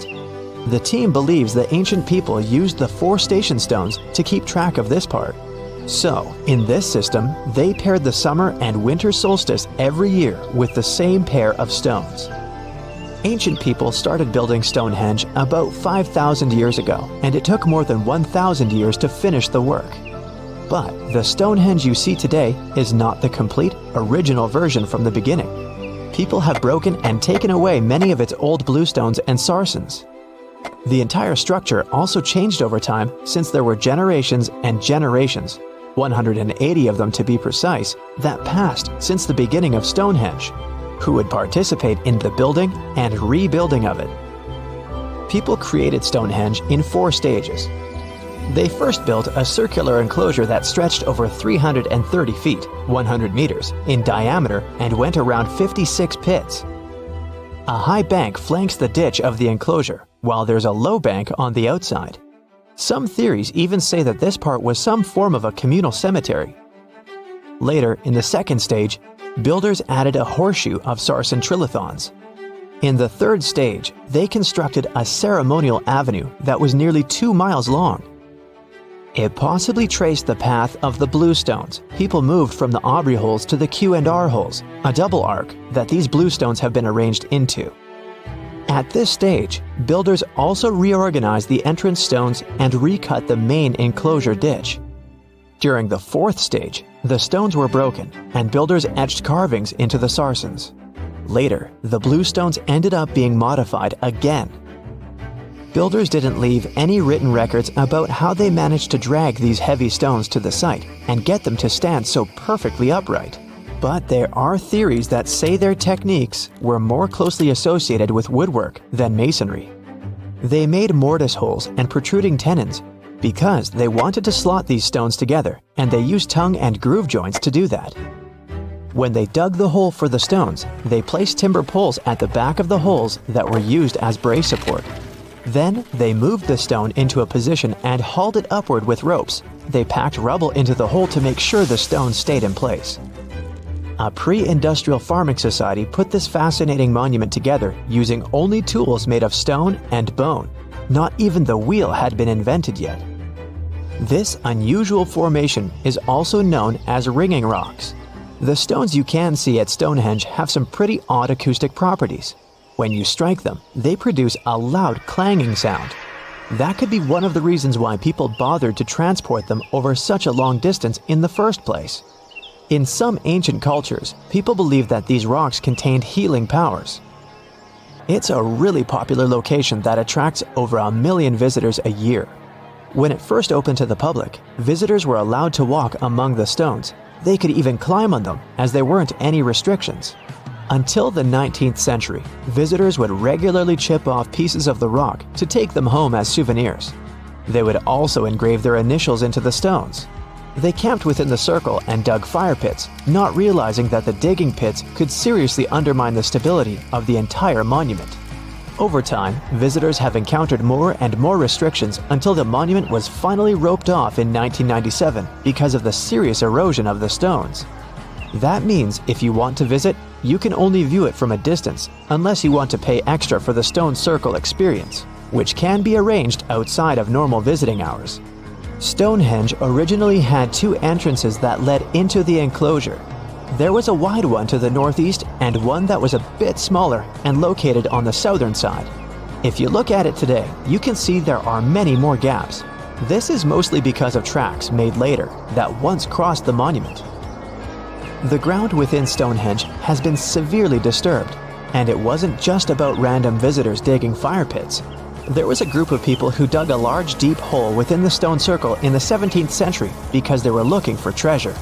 Then there was Charles Darwin, who also did some digging because he was studying earthworms in the area.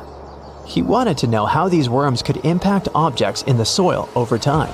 He observed how a fallen stone there had sunk deeper into the ground and realized it was happening because of the activities of these tiny creatures who churned through the soil all the time.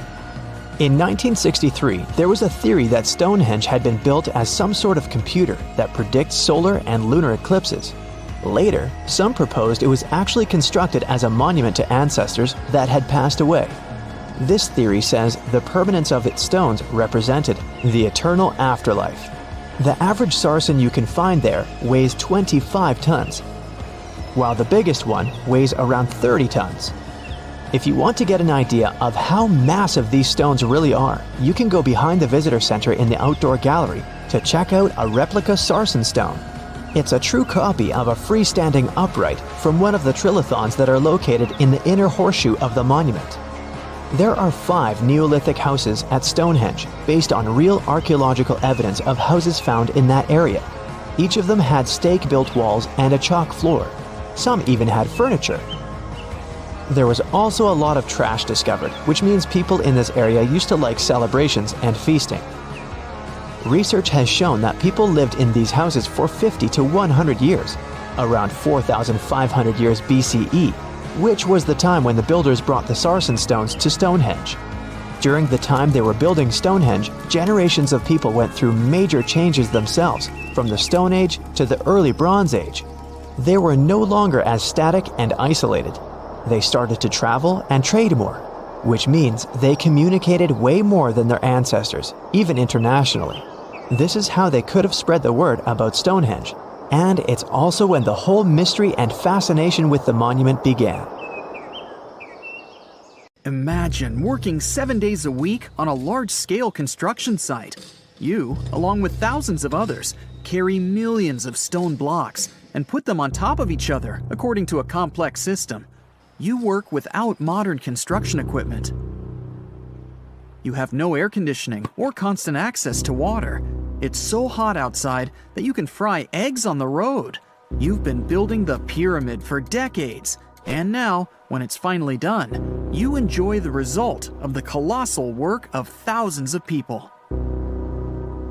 You're looking at a giant cultural monument of global value that will freeze in time and amaze people for tens of thousands of years. A few thousand years have passed. People in the 21st century see the pyramids and are like, wow, I can't believe humans have built this.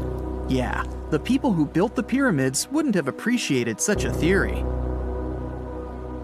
But actually, there are reasons to believe that people built it using some fantastic technology. From the outside, it seems the Great Pyramids are just big triangles of stone. People just put some heavy blocks on top of each other, and that's it. In fact, the design seems too perfect to be true. The pyramid consists of more than 2 million blocks.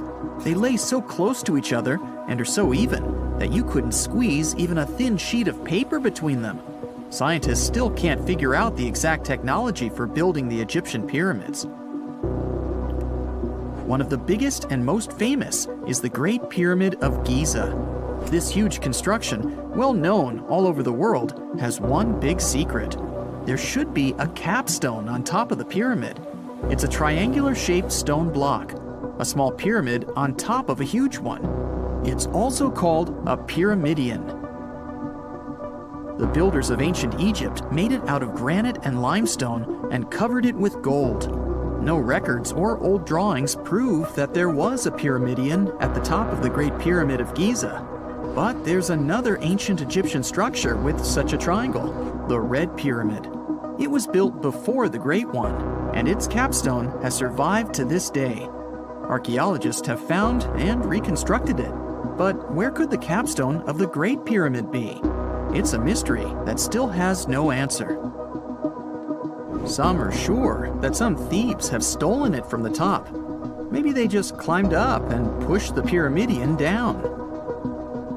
It makes perfect sense. The capstone was probably the most valuable element of the pyramid. Many scientists and archaeologists still don't know its exact purpose.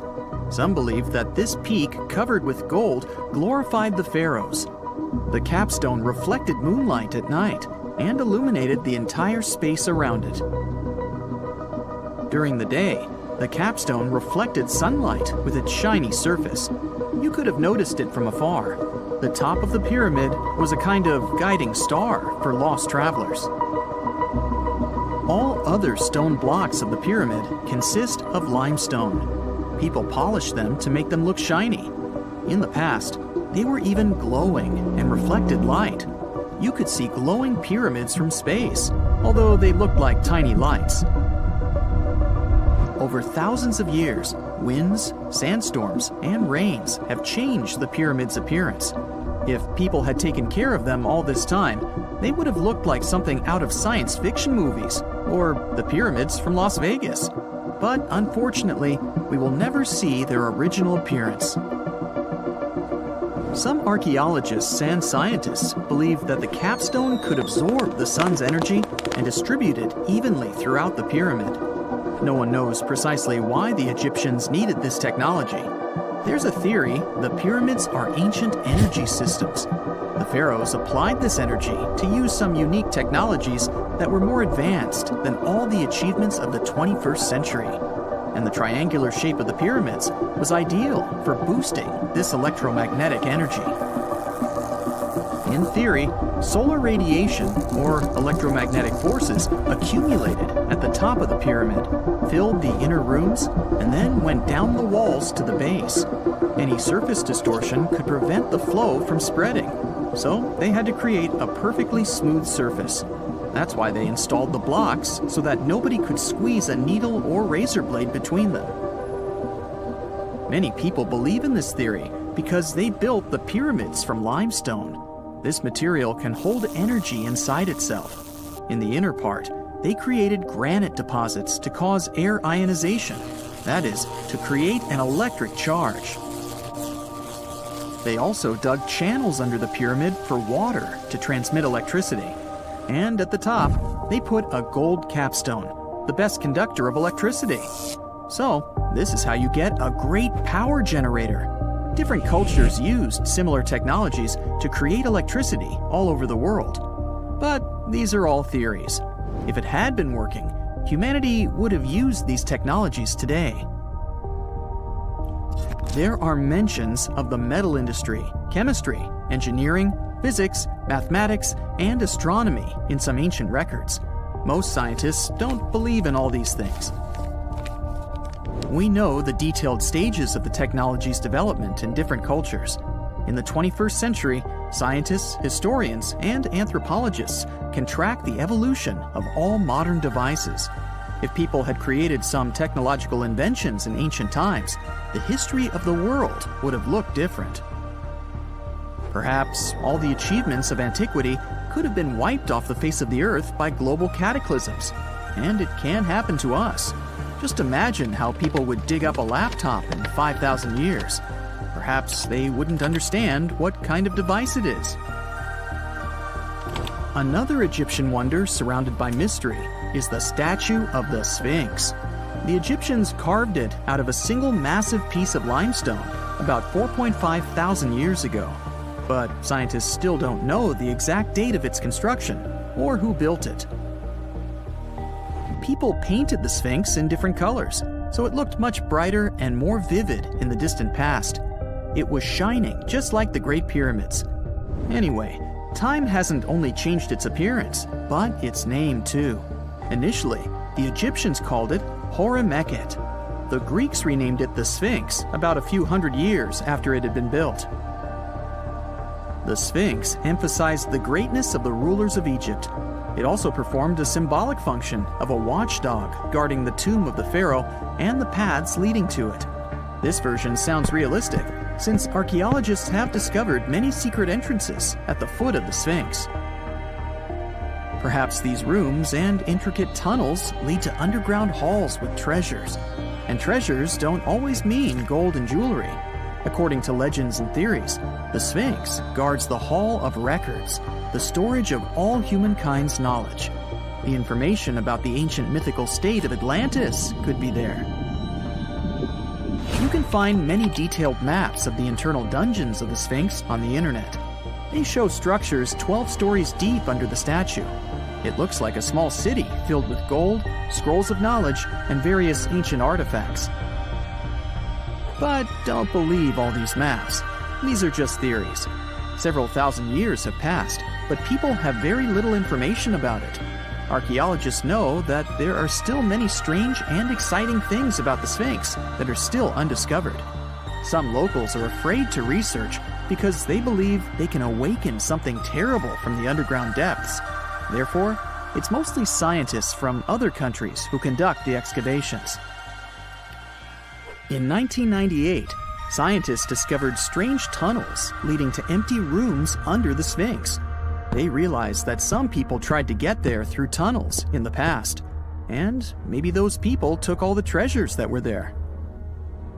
One of the legends says that some powerful artifact lays beneath the Sphinx.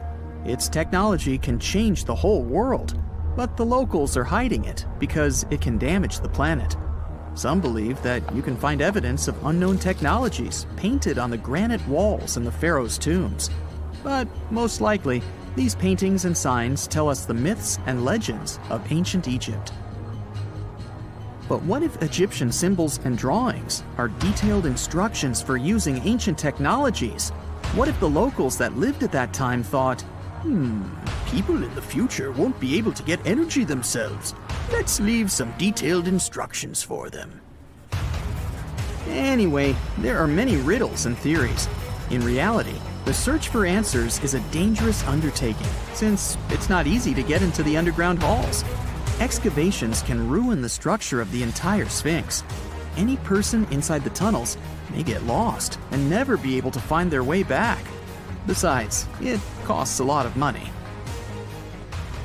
Now, what would be awesome is if people could invent some device that could scan underground areas and show their detailed models.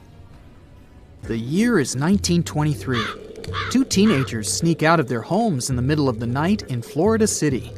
Rumor had it that an old man was building a rock castle by himself. But every time someone tried to see what the old man was doing, he would stop working. The curious teens managed to sneak into Ed's backyard and saw something they could later describe as magic. They recalled seeing rocks moving around like helium balloons. The old man was moving up to 30 tons of stone by himself to build his castle. Even if he didn't allow anyone to see him working, he would proudly talk about it around the town. But whenever people asked how he was building a stone castle all on his own, he simply answered, "I cracked the secret of the pyramids." This story begins in Latvia, Edward Leedskalnin's home country. Edward was born in a small village on January 12, 1887. He was born in a family of stonemasons, which is probably where he learned ancient techniques of building. However, he grew up as a sickly boy, which meant he could never carry much weight or undergo heavy physical activity. At the age of 26, an unfortunate turn of events determined Ed's fate. The love of his life broke off their engagement, and heartbroken Ed decided to move to the United States. He lived in a couple of American states before finally moving to Florida, where his life's adventure started. Ed spent years searching for the right spot of land to build his dream house. He always rejected good farmland. When people wondered why, he only smiled. Finally, when he bought land of his own, it was deemed terrible by his close friends. The soil was bedrock. He could neither plow nor farm it, but it seemed perfect for what he was seeking to build. Ed's close friends would often describe him as eccentric. When asked why he wanted to build a house, he would only say, "It's for my sweet 16. Someday she's coming back." Then, he changed the topic of the conversation. It took Ed about 30 years to finish Coral Castle, and he did it all by himself. He would only work under the cloak of night and never let anyone see what he was doing. The completed Coral Castle embodies a number of unsolved mysteries. If you were to visit the site back then, you'd have to go through a 9-ton, 8-foot-tall revolving gate door that even a kid could push with just one finger. Ed was so proud of this door that he originally named the site Rock Gate Park. It was renamed Coral Castle only much later, after Ed's passing. Once inside, visitors would access the incredible wonders of Ed's constructions: towers, mystic symbols, furniture, and swing sets, all made entirely of monolithic blocks of stone. The stones are set on top of each other, using only their weight to keep them together. And believe it or not, the entire park gathers around 1,100 tons of stone. Today, if you visit Ed's living quarters, you'll even see the simple instruments he used to construct all of this: chisels, hammers, ropes, and pulleys. The type of work he did is difficult even with modern-day equipment, let alone without it. Coral Castle's main mystery lies in how Ed managed to do it. The only photograph of Ed Leedskalnin at work shows a simple leverage structure of a chain hoist attached to a wooden tripod. The tripod was made of old telephone poles with a small wooden box on top. What was in the box is, of course, a mystery. Unfortunately, he took his secrets with him, not sharing the truth of his work with anyone else. Yet, not all is lost, as there are many theories and speculation surrounding what could have happened there. One theory says that there is a harmonic grid inside the Earth's surface, something that would create anti-gravity spots around the globe. It's believed that Coral Castle was built in such a spot. This could explain why it took Ed so long to find land that pleased him. Maybe what he was looking for was a place that allowed him to experiment with anti-gravity forces.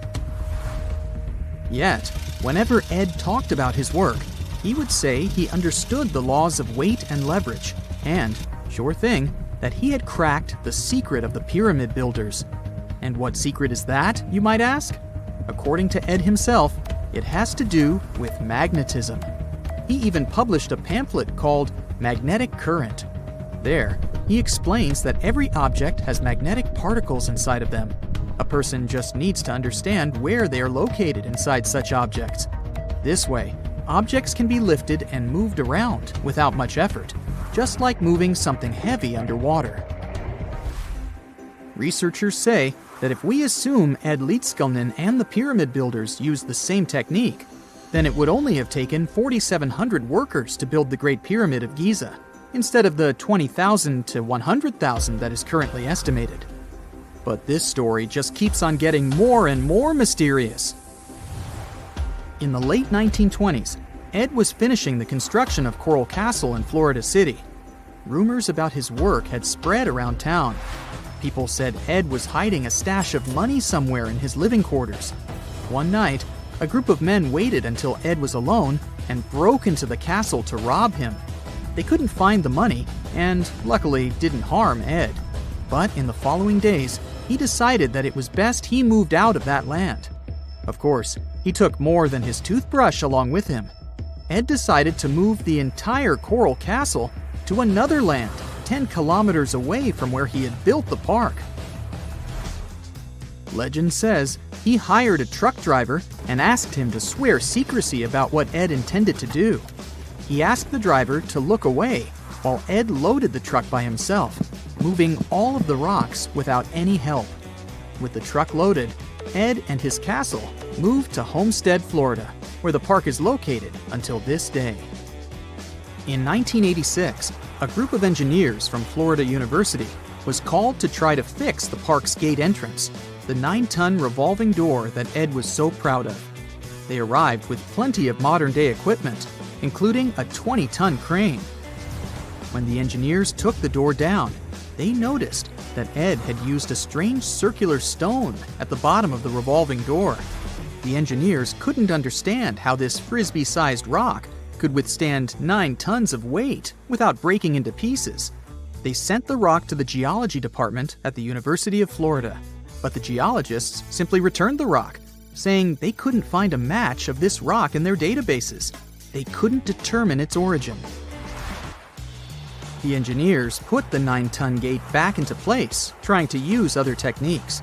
At first, it didn't work without the base rock Ed had originally used. So, they had to cut the gate rock to make it work as a revolving door once again. proving that modern-day technology couldn't replicate what Ed had done single-handedly. Fast forward to 2011, and another man claimed to have cracked the code of the pyramid builders and Ed Leedskalnin himself. Wally Wallington, a retired construction worker from Lapeer County, Michigan, has managed to build using similar techniques to those used by Ed. Wallington is known for having built his personal Stonehenge in Michigan. He is said to have used simple machines, such as levers and counterweights, moving around multi-thousand-pound concrete blocks. Unlike Ed, Wallington has shared his techniques with the public. Multiple videos are showing the clever engineering he built from very simple materials. It sure is impressive. The man has moved his entire barn into another property just with the help of simple tools. However, there is no way to prove that these were the same techniques used to build Coral Castle. To this day, the secrets of Coral Castle haven't been unraveled. But hey, we can always keep trying to solve it. Now, have you ever seen cricket balls that are 3 billion years old? Klerksdorp spheres were found in deposits of the mineral pyrophyllite in South Africa and rock the science world.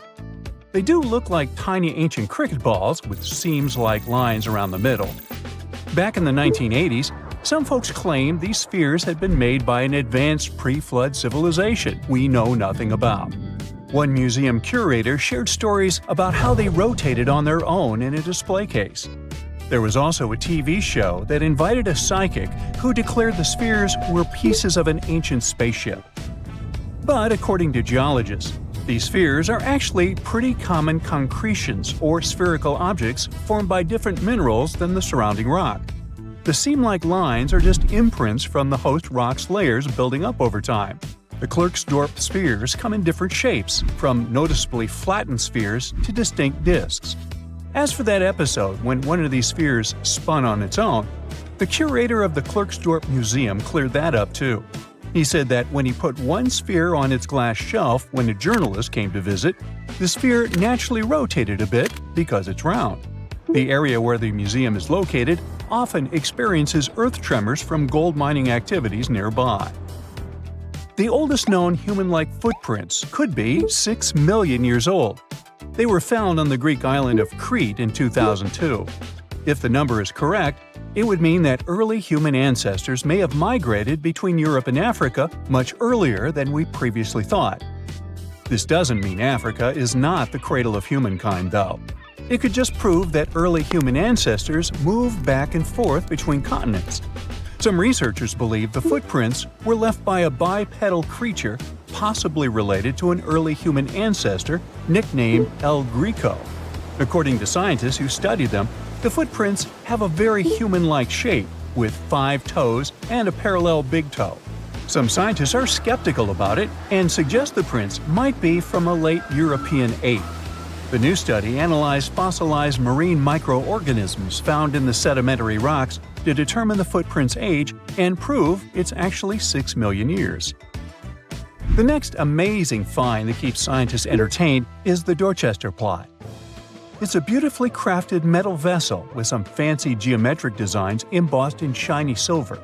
The pot was discovered in, who could have thought, Dorchester in 1852 under quite unusual circumstances. During a powerful blast, the pot broke into 2 pieces. Scientists believe it was originally embedded within a rock or boulder known as pudding stone. The rock from which the Dorchester pot emerged is dated to be around 500 million years old, so it could mean the pot itself is also that old. The current and less exciting theory suggests that the Dorchester pot is a Victorian-era candlestick holder. Such things were really trending back then, so it's not a surprise to find such fancy household item from that time. The Dorchester pot falls into the category of ooparts, or out-of-place artifacts. Those are objects that seem too advanced for the time period they're supposedly from. If we accept that the pot is 500 million years old, then whoever made it was way ahead of their times in terms of crafts and tech. One extra mystery is that the pot has an engraving of a plant that most likely disappeared from Earth over 100,000 years ago. Sounds like good proof the pot is really extra old. Now, it looks like the oldest map in Europe is a stone from 4,000 years ago. This Bronze Age slab was found in France in the year 1900 at an ancient burial ground. The carvings on the slab show in 3 dimensions the River Odey network with a fantastic accuracy of around 80% over an 18-mile stretch. There are other stone-carved maps around the world, but this one is unique because it shows a specific area to scale. Looks like the slab's carvings don't just map rivers and hills, but also settlements, barrow sites, and field systems. Archaeologists say the slab wasn't used for navigation, but rather to symbolize power. The detailed markings on the slab might have served to illustrate the domain of a local ruler, possibly a prince or king, to show their control over the territory. When the ruler lost power, the slab was likely repurposed as part of a burial vault. The unique artifact was stored in the cellar of a museum. For decades, no one even noticed until several scholars read older reports about the slab and decided to check it out. They conducted a detailed analysis using 3D techniques. Their research proved that the creators of the slab had not only etched lines into the rock, but also modified its surface to reflect the topography of the landscape with high accuracy. The Salzburg cube, also known as the Wolf's Egg Iron, was discovered in the late 19th century in Austria. Now, don't let the name mislead you. It doesn't look like a cube at all. It's more like a rounded object with 2 flat sides. Down the middle, there's a groove, and the surface is covered with pits and craters. This unique appearance is the reason why many people think it might be something out of this world. Workers accidentally found this artifact when they blew apart a piece of coal. The coal seam it came from is thought to be over 60 million years old. The Salzburg cube moved between museums, mysteriously vanished in the early 20th century, and then showed up again. A professor from Bonn University suggested it might be from a meteor, but they found no evidence of elements that you'd normally see in meteorites, like cobalt or nickel. Then researchers thought it must be a human-made object, possibly a Victorian-era candlestick holder. No one knows the true story of the cube or its current location. Yep, it disappeared again. Have you heard about the Meister print? It's a fossilized sandal print discovered in 1968, and it has sparked a lot of intrigue. There's a trilobite inside the print, which supposedly went extinct around 500 million years before humans even existed. But many historians think this age is an exaggeration. When Meister found the fossil, it was authenticated. But the scientist who did it didn't confirm it was a human sandal print. He only agreed there was a trilobite there. When another scientist visited the site, he found a 6-inch impression he believed was from a child's moccasin. But the footwear seemed to be new. So, could it be evidence of time travel? Proof that humans existed millions of years earlier than we thought? Or a sign that someone else visited early Earth? Or is it just a rock formation that looks like a sandal print? We still don't have the answers. Back in June 1936, a couple was walking along Red Creek in London, Texas. London, Texas? Yeah, when they stumbled upon something unusual. It was a piece of wood sticking out of what seemed to be an ancient rock formation. About 10 years later, their curious son decided to crack open the rock to see what was inside. And he saw a hammer, which looked surprisingly modern. Then, one unique finds enthusiast decided that the rock encasing the hammer was from the Cretaceous period. This would mean that someone dropped a 19th century hammer while dinosaurs like Triceratops were still roaming the earth. So, if this hammer was truly from the Cretaceous period, then the whole evolutionary theory would be wrong. And if the hammer was modern, it would mean the Cretaceous rock formation it came from was much younger than we thought. But the real answer was much simpler. The hammer was indeed modern, and geological processes had encased it in rock. Minerals can harden around an object in a relatively short time. So the hammer was probably dropped by a miner a century or so ago, and the rock formed around it afterwards. And no, it wasn't a Victorian-era candlestick holder either. It's the first day of your long-awaited trip to the Amazon forest. You flew all the way to South America. More specifically, you landed in the city of Manaus. It's the heart of the Brazilian Amazon. So far you've traveled by air, car, and now water. You are on a tiny boat, moving through the dark waters of the Amazon River. Yes, the river is also called the Amazon, and just FYI, it's the second longest river in the world. It loses only to the Nile River in Egypt. The Amazon sprawls for an impressive 2,700 square miles, beginning in Peru and ending only when it meets the Atlantic Ocean off the coast of Brazil. To get a closer look at the forest, you decide to start by exploring it by boat. First up, you watch some piranha fishing. You can even try to catch one yourself if you like. As you may know, piranhas are carnivorous fish that inhabit the Amazon River, so it might not be your best option to go swimming in these waters. One of the most emblematic species of alligators present in the Amazon River basin is the broad-snouted caiman. It looks pretty much like a regular alligator, except for the fact that it has a yellow chin. Your guide leaves the boat and searches the water to show you a caiman up close. He also tells you of another legendary creature that lives in the dark waters of the river, the pink dolphin. Lucky you get to witness a family of pink dolphins showing their fins near your boat. They look magical from the place where you're sitting. You've probably never known dolphins can be pink, huh? After a few mesmerizing moments, you discover that the dolphin's pink color is nothing but an illusion. The animals are originally pinkish-gray, but due to the brown colors of the Amazon River, they look vivid pink when you stare at them from above. Your guide tells you that the pink dolphin is a central character of Brazilian folklore. Locals believe that the pink dolphins can turn into humans and wander off into towns at night. You get off your boat near one of the entrances to the forest. Now you're going to continue your trip on foot. Your guide says that you are venturing into very dangerous terrain. The Amazon is home to some of the creepiest species of wildlife on the globe, but don't worry, we'll get to see a lot of them today. You've come prepared, of course. Bug spray, a raincoat, and your sharp eyes.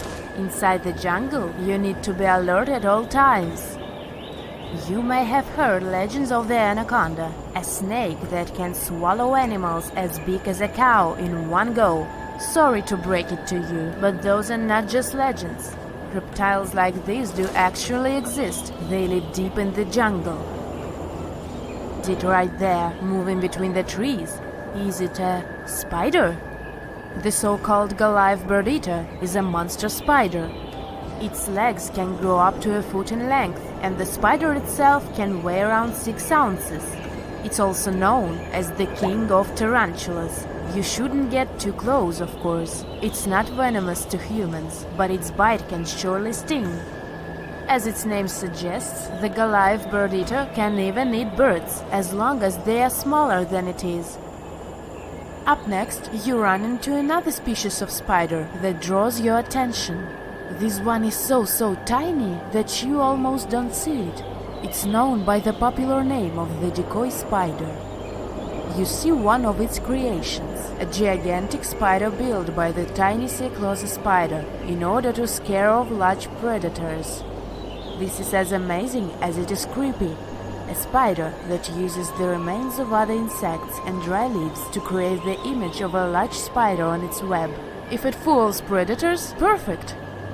But to us humans, this work of art looks almost endearing. Who knew there were artists in the arachnid world? Near a small lake, you witness a unique scene. A large snake is slowly slithering its way toward a lizard that is resting on a rock. The lizard seems obvious to the presence of the dangerous reptile, but right as the snake is preparing to attack, the lizard flies the scene in its iconic way. The so-called basilisk lizard is famous for its ability to walk on water, or rather run across the water. This isn't an illusion, just a matter of balancing. The small lizard moves its legs on top of the water very fast, while its long tail serves as a counterweight. I wish I could do that. If you've ever wondered what a frog looks like on the inside, you've come to the right place. Right in front of your eyes, there is a rare local species of frog. It's known as the glass frog. This species of amphibian has a type of transparent skin that is completely see-through. In other words, you can see the frog's interior with astounding clarity. It's as if you had X-ray vision. Moving on with your journey, soon you come across a pond. Floating on its water is probably the biggest water lily you've ever seen in your life. These huge plants are also known as the Victoria Amazonica. They can measure up to 8 feet across and hold the weight of a grown-up person. But I wouldn't recommend trying to climb on it if I were you. Just cause, you know, it's the Amazon forest we're talking about. The wildlife here is amazing, but the forest itself is also a sight. There are over 80,000 species of plants and trees grown in the Amazon rainforest. In fact, you can find 10% of all the world's wildlife in this jungle. An estimated 400 billion trees grow on the gigantic area the forest occupies. Of course, this place is bound to be biodiverse, right? You won't be able to witness this phenomenon during your trip, but your guide tells you about a unique species of tree that is famous for being able to walk. Yep, you've heard correctly. There are walking trees in the Amazon rainforest. They don't have legs or anything like that, but they do move around in search of better lighting conditions. The Amazon canopy is so thick that only 1% of sunlight can reach the forest floor. Because of this, some trees end up getting less sunlight than others. The so-called walking palm trees seem to be adapted to this situation. They grow new roots, which helps them move for 1 to 2 inches per day. They can walk up to 65 feet per year. Maybe that's what inspired John Ronald Reuel Tolkien to create ants, huh? Those are pretty similar tree beings that roam freely around the world. I kid you not, it's not only wildlife that inhabits the Amazon. Actually, over 30 million people live in the forest. And there are also ancient settlements that scientists believe to have been thriving there. And I'm not talking about El Dorado, that's just a myth. But in 2018, a groundbreaking study showed that up to 1 million people probably inhabited the Amazon. Between 1250 and 1500 CE. Can you imagine that? Working alongside local indigenous people, researchers from the University of Florida found several mounds in the Amazon. Besides these mounds, they also discovered interesting ditches and geoglyphs. After mapping all of these recurring mounds, scientists understood that this was a sign of an ancient settlement. They found remnants of carefully designed walls centered around plazas. This could only mean that these ancient cities were big and could host hundreds of thousands of people. These findings brought back the idea that the Amazon could have been home to thriving civilizations way before the Europeans arrived there. But rather than cities drenched in gold, they were simply well-developed agricultural societies. The conditions on this mysterious island might teach us how we can live on Mars one day. Devon Island is, to this day, the largest uninhabited island on our planet. It's located in the Canadian Arctic archipelago, and it's easy to see why people find it impossible to make a home here. The soil stays frozen throughout the seasons. The eastern part of the island is covered by a thick ice cap all year round. Summers here last for less than 50 days. And by summer, I mean that the ground is snow-free and the temperatures are slightly over 46 degrees Fahrenheit. Since almost no plants are growing here, there are no animals that could have adapted to these conditions. That's why scientists compare this island to what it would be like to live on Mars. In 2001, a project started here on Devon Island looking to discover how people might live and work on other planets, particularly on Mars. It's called the Houghton Mars Project and offered NASA scientists some unique studying opportunities. There are few options here in terms of logistics and transportation, and communicating with people living outside the island is also a bit more difficult. Specialists believe that if we can find solutions to live here, we might be able to do it on Mars too. Think of it as a home-based outer space boot camp. The Pitcairn Islands can be found in the middle of the Pacific Ocean. If you're a fan of adventures and remote places, this is the place to be. But you'll need to buckle up for quite the ride, since no plane has ever reached this place. The only way to reach the Pitcairn Islands is to take a 32-hour yacht ride. No wonder only 50 people are known to live here. Its history is really interesting too. A group of people settled here in the 18th century after a failed marine mission. To this day, all the residents of the island are descending from that initial group. Life's not easy here though. If they need to see a doctor, for example, they need to travel either to the island of Fiji or to New Zealand.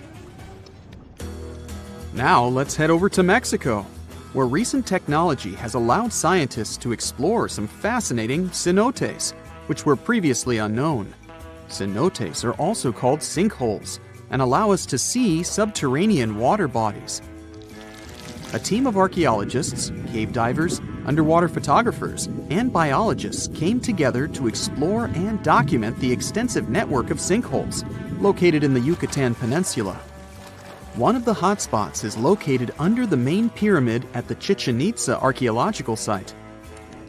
In total, scientists are looking to explore about 6,000 cenotes stretched across this whole region.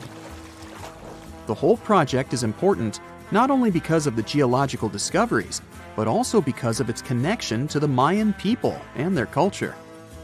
These recent discoveries revealed that for the Mayans, these cenotes weren't simple water sources. They dictated the way they built their constructions and had a huge impact on their spiritual lives too. The tallest mountain in the world is Mount Everest, sure, but it's been explored by scientists and tourists alike and doesn't hold many secrets. The mysterious Ganghar Puensum, on the other hand, is the tallest unclimbed mountain on our planet. The reason behind this unusual situation is not because of its remoteness or harsh conditions. Rather, because it's against local legislation to climb it. It's located in the South Asian territory of Bhutan, and the name of the mountain translates to the White Peak of the Three Spiritual Brothers. Local tradition dictates that mountain peaks shouldn't be available to humans and need to be left to the higher spirits.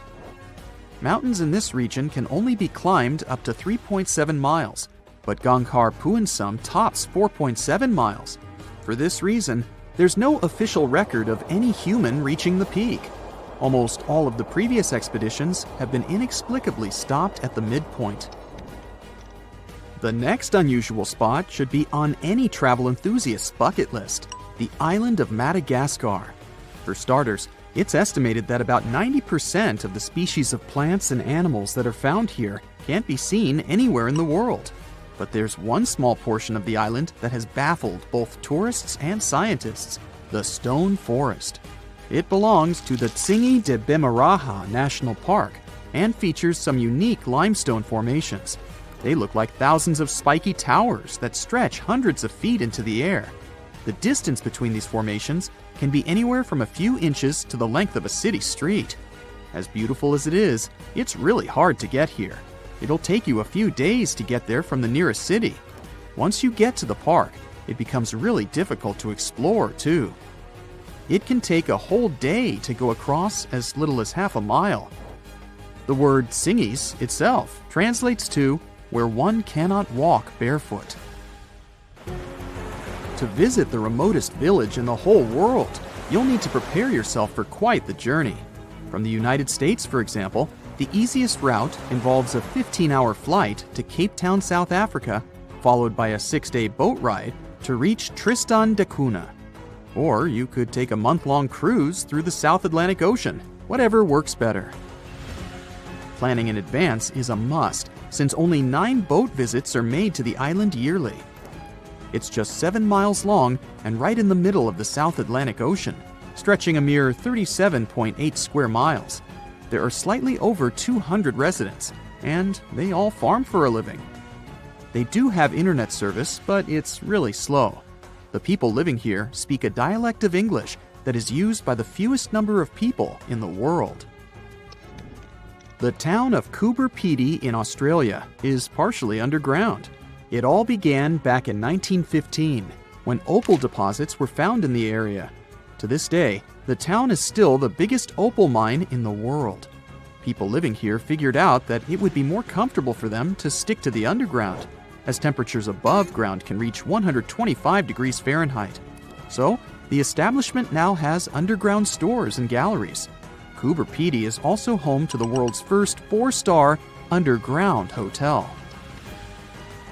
North Sentinel Island, located near India, is another pretty remote place. Not because of the time it takes to get there or the climate, but because it's home to the world's most mysterious tribe. The population living here is estimated to be between 50 to 400 people and isn't known to have any contact with the outer world. This is mostly because locals don't really enjoy visitors and tend to scare them away, even harming tourists. So, to protect them and their obvious wishes, the island is monitored by the local Indian authorities. It's believed the tribe's people don't have any immunity from modern diseases, so being in contact with foreign people might actually be fatal for the locals. On these French islands, there are no native inhabitants. The Kerguelen Islands are part of the Antarctic lands and are home to just scientists that visit on rotation. At any given time of the year, there are no more than 100 people here, and they're mostly engineers and researchers. There's no plane to get you to these islands, and few tourists are known to have visited them. The island is covered in glaciers, and the soil here isn't friendly to plants or animals. But if you're curious about what this place looks like, you'll need both the money and the time to complete the trip. You can only reach the island by ship, which reaches the shores of Kerguelen only 4 times a year. It isn't cheap to stay in these islands, and you definitely won't find 5-star hotels here. The trip departs from Réunion, and it takes about 28 days to reach the first island. Half of the time will be spent at sea, so be prepared to cover over 5,600 miles of the Indian Ocean. In February 1961, 3 adventurous rock lovers were searching for geodes near Olancha, California. They took one of their findings home and studied it because it looked pretty unusual. They managed to cut through the matrix and discovered something unexpected inside. Instead of the usual mineral formations, it had a cylindrical object resembling porcelain inside. There was a metal shaft at its center, and around it, a hexagonal sheath made of copper and some unidentified substance. Its discoverers were hoping they had found an example of some unknown technology from 500,000 years ago. It could be proof that there was a hyper-advanced ancient civilization like Atlantis, or that time travel was real. Maybe someone came all the way from the future and accidentally dropped the item. Or maybe some intelligent extraterrestrial beings brought it when visiting Earth. If any of these theories were true, it would mean that scientists have to completely rewrite all human history as we know it. But not everyone shared the excitement, and truth seekers and alternative archaeology circles were trying to solve the mystery of the so-called Koso artifact until the late 90s with theories and debates. Then a group of skeptics took images and x-rays of the discovery and showed them to spark plug collectors. They have identified the artifact as a spark plug with corroded metal components from the 1920s and not ancient technology at all. Almost 20 years later, one of the co-discoverers of the artifact agreed to take it for inspection at the University of Washington. They officially confirmed it was a 1920s-era champion spark plug. And the stone matrix containing the artifact wasn't a geode, but a concretion. Those can form because of natural processes over decades or years, but not millennia. The Koso artifact is a good example of an out-of-place artifact, which is a thing in pseudo-archaeology. It's something found in a place or time where it shouldn't logically be. These artifacts seem too advanced for the time period they're found in. They could also mean human activity existed when humans weren't supposed to be around. The Baghdad Battery is another example of such an artifact. It was found in the 1930s by a German archaeologist and consists of a clay jar, a copper cylinder, and an iron rod going through the jar's stopper. Its top, which was broken off, probably had been sealed with asphalt. Its discoverer noticed that it had two different metals and possibly an electrolyte, which are key components of a battery. There are no ancient writings to support this theory, but when scientists ran tests and filled it with an ionic solution like vinegar or wine, it showed that it could conduct electricity. If it really was a battery from 2,000 years ago, it might have been used in ancient medical practices, or even embedded in statues to make it look like they were buzzing to impress people. Kionich, who found it, believed it was used for electroplating, a process for coating metals. Even if it was used as a battery, the Baghdad artifact could only produce a small amount of energy, around 1 volt of electricity. So, some people believe it was used as a storage container for sacred scrolls.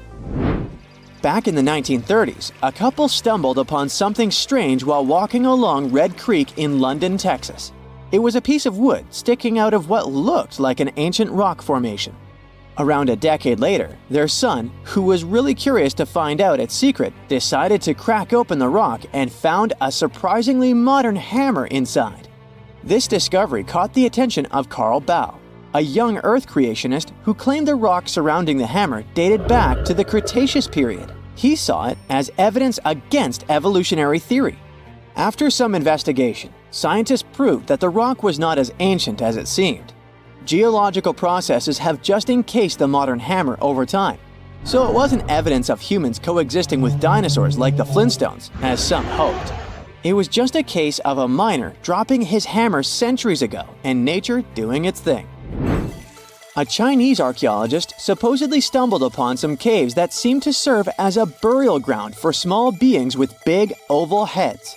Alongside these remains, there was rock art depicting figures with round helmets, the sun, the moon, the earth, and stars connected by groups of pea-sized dots. They also found over 700 mysterious stone discs etched with spiral grooves. Things got even weirder when these discs were sent to a Chinese professor who claimed the grooves were actually written characters. According to his translation, the discs told the tale of Dropa visitors from another planet who had crashed their spaceship on Earth about 12,000 years ago and had tried to live among us until they were hunted down by locals. But there's no concrete evidence that any of this actually happened. The story was first published back in the 1960s in a couple of articles, but it all seemed a bit fishy. None of the people involved, the archaeologist, the professor, or even the university they supposedly worked at, seemed to have left any trace in the records. And while there is a group in Tibet called the Dropka, they're fully human, not extraterrestrial visitors, and there's no solid proof that the Dropa stones exist at all. In a remote part of China, there are some bizarre pipe-like formations known as the Beigan pipes. A local explorer found them back in 1996, protruding from Mount Beigan and along the shores of Tosan Lake nearby.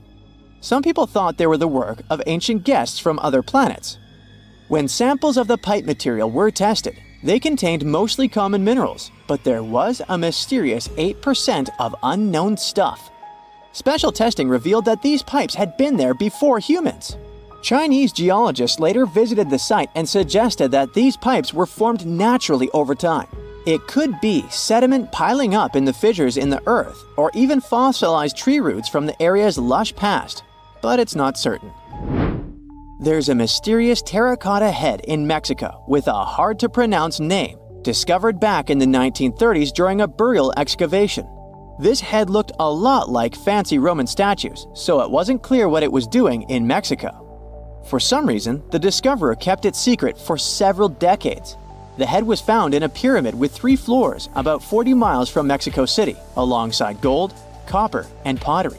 Some argue that if this head really is many centuries old, it could mean the Romans or some other civilization had made it to Mesoamerica before Columbus did. There are also drift voyage theories mentioning a shipwreck after which some artifacts and survivors made it ashore. Some suggest that this figurine head was a little souvenir brought over by the Vikings. But there's no solid archaeological proof of the Vikings meeting the folks in Mesoamerica. There are some artifacts floating around, but none of them have been stamped as undeniable evidence of pre-Columbian contact, so the mystery of how this head ended up where it did remains unsolved. While digging a trench along a river in Romania, workers found a wedge, which is now famous as the aluminum wedge of Ajud, or the object of Ajud. Right next to it, there were some mastodon bones. Those distant relatives of elephants lived 11,000 years ago, so the wedge is probably of the same age. The cool part is that it's made of aluminum, a metal not even discovered until the 1800s. This material requires serious heat to produce. The wedge is also covered in a thick layer of oxide that's been sitting there for hundreds of years. Some folks believe this wedge must have crash-landed here on a spacecraft from some other planet. Some scientists think it's all a hoax, and others suppose it might be a human-made object with an unknown purpose. Miles and miles of yellow sand, treeless mountain ridges, and scorching hot sun over your head. And suddenly, something you'd never expect to come across in a barren desert. A small group of overexcited people. They're as happy as you would be if you'd won a lottery. They've just found an ancient tomb, once flooded with its walls in bad shape. But the stuff they discovered inside proves that this is the burial site of one of Egypt's most mysterious pharaohs. Historians have been hunting for his tomb for years, but no one expected it to hide ancient treasures. Fast forward. After careful examination of the site, Egyptian officials have announced the discovery of the tomb of King Thutmos II. It's the last missing tomb from Egypt's 18th dynasty. And this is also the first royal tomb found since King Tutankhamun's was discovered in 1922, in more than 100 years. A team of Egyptian and British archaeologists found the tomb in the Theban Mountains area, west of Luxor, near the famous Valley of the Kings.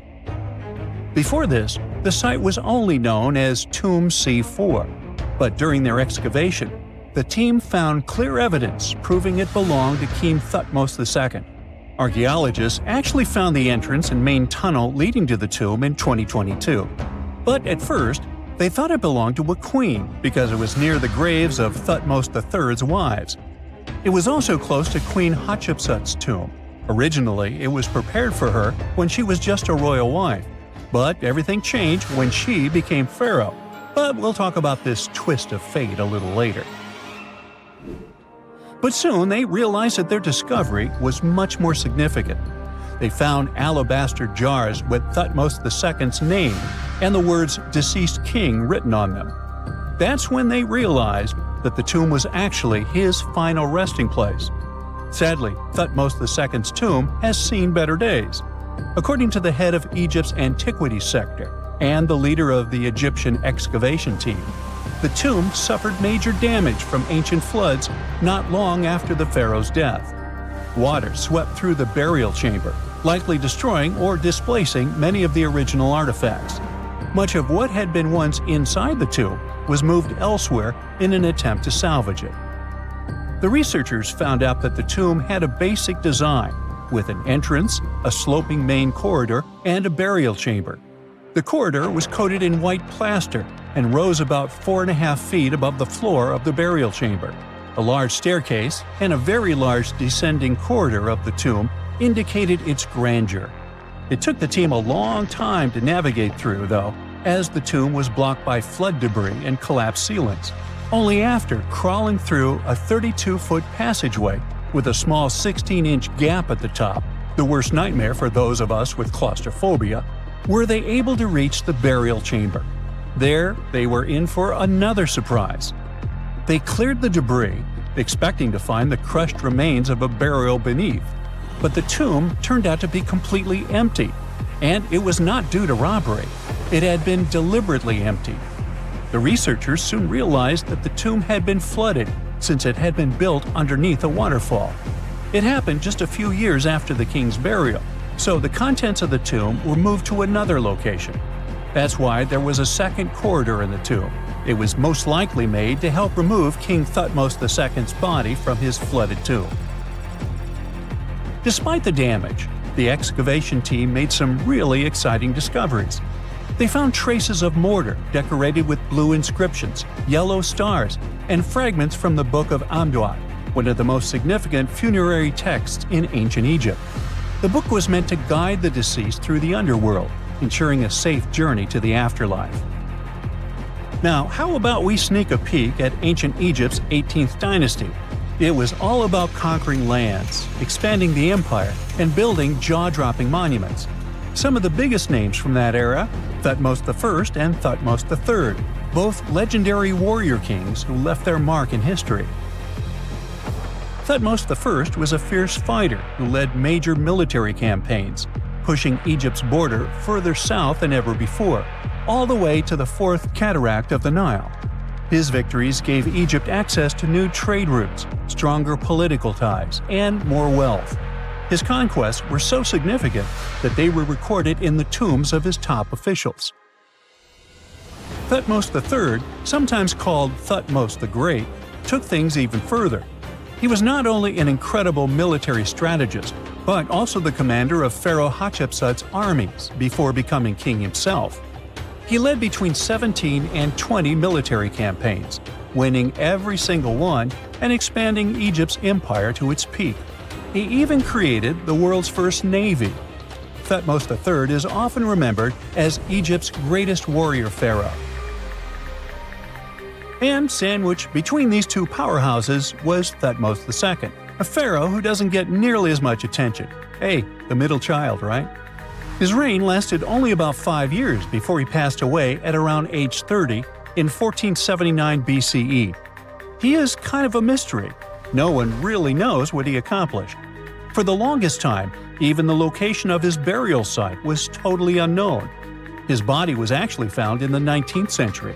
It was just lying around in the mortuary temple of Deir el-Bahari, in a secret chamber where priests used to hide royal mummies centuries after their original tombs were looted by grave robbers. In other words, Thutmos II's body must have been moved from his original resting place at some point in history to protect it. During his lifetime, Thutmos II made at least one major impact on Egyptian history.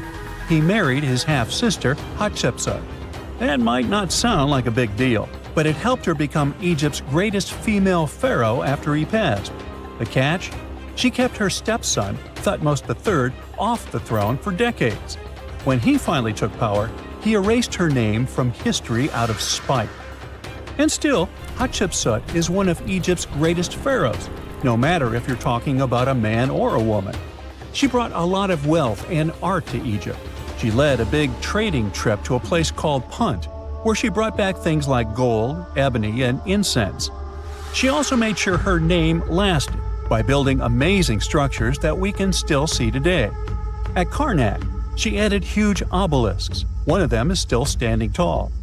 She also was the one to build the Temple of Deir el-Bahari with its countless columns. She was buried there. Interestingly, Hatshepsut was often shown in art as a man with muscles and a beard, like how pharaohs were usually depicted. But she made sure there was always something in the artwork that reminded people she was a woman, like calling herself Daughter of Re or His Majesty herself. When she passed away in 1458 BCE, Egypt wouldn't have a female ruler as powerful as her until Cleopatra, about 1400 years later. According to Egypt's Supreme Council of Antiquities Secretary General, isn't that a mouthful? Hatshepsut's name actually appears in Thutmos II's tomb, meaning she might have even handled his burial. As for their final resting places, well, Hatshepsut was buried in the Valley of the Kings, and Thutmos II's mummy is now in the National Museum of Egyptian Civilization, alongside other ancient Egyptian rulers. It gives visitors a rare chance to see the remains of a nearly forgotten pharaoh. Now, experts consider the discovery of his tomb to be one of the most significant in recent years. The artifacts found there add important details to our understanding of the history of the region and Thutmos II's rule. And even though the tomb's design is fairly simple and follows the same architectural style preferred by later Egyptian rulers, its historical importance is undeniable. In any case, the mission isn't over yet. Archaeologists are now focusing on solving another mystery. Where did the rest of the tomb's contents end up? The team is determined to continue their search. Who knows what other secrets they will uncover that have remained hidden beneath the sands for thousands of years. It's strange if you think about it. There are old Roman buildings that have lasted for thousands of years, while our newer buildings seem to fall apart. How did the Romans manage to create such strong buildings? A lot of them with complicated designs, too. Recent research has shown that the Romans used a type of concrete that has an extra layer of protection against the elements. It can even fix itself when it gets wet. This discovery not only explains why these buildings have lasted for thousands of years, but it can also help us make cement in a way that's more natural and resistant. A recent study shows that Romans used volcanic ash in their concrete mix to make it stronger, especially when it was near the ocean, where the air is naturally more humid and could naturally cause more damage. These days, we make concrete out of sand, rocks, water, and a special kind of cement called Portland cement. This cement itself is made by cooking limestone, clay, and other substances in very hot ovens that reach over 1400 degrees Fahrenheit. Sure, it creates a well-blended mixture, but it cracks easily, and sometimes it only lasts a few decades. There's one more interesting feature of this amazing Roman concrete. It has small white bits of calcium called lime clasts that stay inside the concrete and do not disappear over time. At first, it may not seem that attractive because it's not as smooth as the concrete we use today. And for many years, specialists used to think that having small pieces of lime in concrete was a bad thing because they thought it made buildings less resistant. But researchers found out that these tiny pieces actually help the concrete fix itself. I wish I could fix myself that easily. They discovered that when the concrete got cracks, it seemed to magically fill them with a substance called calcium carbonate found in the lime clasts. The Romans made their concrete by mixing sand, volcanic ash, and burned limestone together and adding water. This is called hot mixing. When the water and lime mix together, they have a chemical reaction that makes the mixture get very hot, up to 200 degrees Fahrenheit. This also causes those tiny pieces of lime to form. Now, this concrete can get cracks, and when water, rain, or seawater gets in, it makes the calcium in the concrete dissolve. The calcium then sticks to the cracks and makes them close up, kind of like a scab. Of course, researchers had to test this method, and they made concrete as the Romans did. Shortly after, they cracked it here and there. They placed the cracked concrete under water, and after 1 to 3 weeks, the cracks were gone. Safe to say, this didn't happen with concrete made using modern methods. Now, the Romans didn't know the science behind making their concrete strong, but they found a good recipe by trying different things over a long time period. Ancient records show that they used this recipe to build strong structures, especially for ships, and continued to use it once they found it was successful. Now, not all Roman buildings made it to the 21st century in perfect condition. The Colosseum, for instance, one of the most famous Roman constructions in the world, used to be nearly twice as large as it is today. It sustained a lot of damage throughout the ages, reaching the form we've come to know today. Let's not forget, it's a pretty old building to begin with. Its construction started in the year 70 under Roman ruler Vespasian, who later started making motor scooters named after him. You know, Vespa? Nah, I made that up. Anyway, ever since it first opened, the Colosseum was home to a lot of activities and shows, featuring fearless gladiators and a large display of exotic animals, who got to mingle and did lunch together. Unfortunately, it all went downhill in 217, when a fire struck the upper parapets and much of the building's interiors. It took a whole century to finish up the repairs for the damages. Sadly, the initial shape of the Colosseum would be gone forever. A strong earthquake followed, and that didn't help either. This one took place in southern Italy in 443. At this point, a considerable portion of the Colosseum's outer ring was damaged. Soon enough, when locals encountered hardship, they had to rely on selling chunks of limestone from the ancient Colosseum to go by. Another earthquake came in 1349, which gave the Colosseum its most devastating blow. It's when the south side of the building collapsed completely. That's when it started to look more like the building we can see today in the Italian capital. It's not all bad, though. Some pieces of stone that were shaken off the Colosseum were used to rebuild other famous landmarks in Rome. So, if we think about it, the missing part of the Colosseum isn't missing at all. It's just been recycled all around the city. One building that features pieces of old stone Colosseum is called Palazzo Venezia, and it's a local museum. Now, speaking of weird buildings, you've probably seen this one, as it's one of the most photographed spots in the world. You can see online photos of people leaning on it, or ones that make the building look like an ice cream scoop. This famous Italian landmark is called, you tell me. Yep, the Tower of Pisa, and it looks like it's seconds away from collapsing to the ground. Now, should you ever want to visit, you'll need to head over to this Italian city with the same name, Pisa, near the Square of Miracles. Now, weirdly enough, this building is more famous for its awkward incline rather than for its history or purpose. Back in 1178, when the construction of the tower was still not completed, people realized that the building was starting to lean over, and that was before they had reached its third floor. They soon figured out it had nothing to do with the building plans or the materials they used. It was all happening because of the mushy and shifting soil which was beneath the construction. These days, we know that placing a building on top of soil made of clay, fine sand, and shells isn't the best idea. But back then, people didn't know how to figure that out before building something. Now, fast forward some centuries, and it became clear that this 180-foot tower isn't just leaning, it is falling, and at a considerable rate of about 0.08 of an inch per year. Well, that may not sound like a lot, but multiply that by hundreds of years and, well, just look at the pictures and you'll understand. This leaning tower is more than 16 feet off its axis in the present day. So how come it hasn't fallen over altogether? Well, because of physics mostly. Its center of gravity continues to be located within the base of the structure, so it's pretty grounded. It's also been continuously watched over by local authorities to make sure they protect this unique building for as long as possible. The Pantheon is another great example of the way Romans understood architecture. It's also located in Rome and was initially built as a temple. The construction itself was made from concrete with different thicknesses and has an interesting shape too. Back in the day, Romans believed the Earth was like a disc, which was covered by a dome-shaped sky. So they modeled the Pantheon sticking to this idea.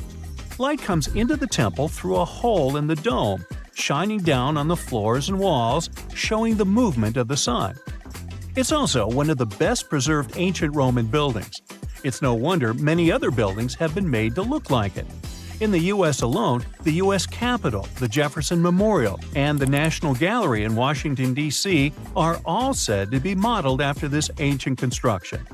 The famous painter Michelangelo was so impressed by this building that he believed some unnatural force must have helped in its construction. The place where it stands is also very special because of the story behind it.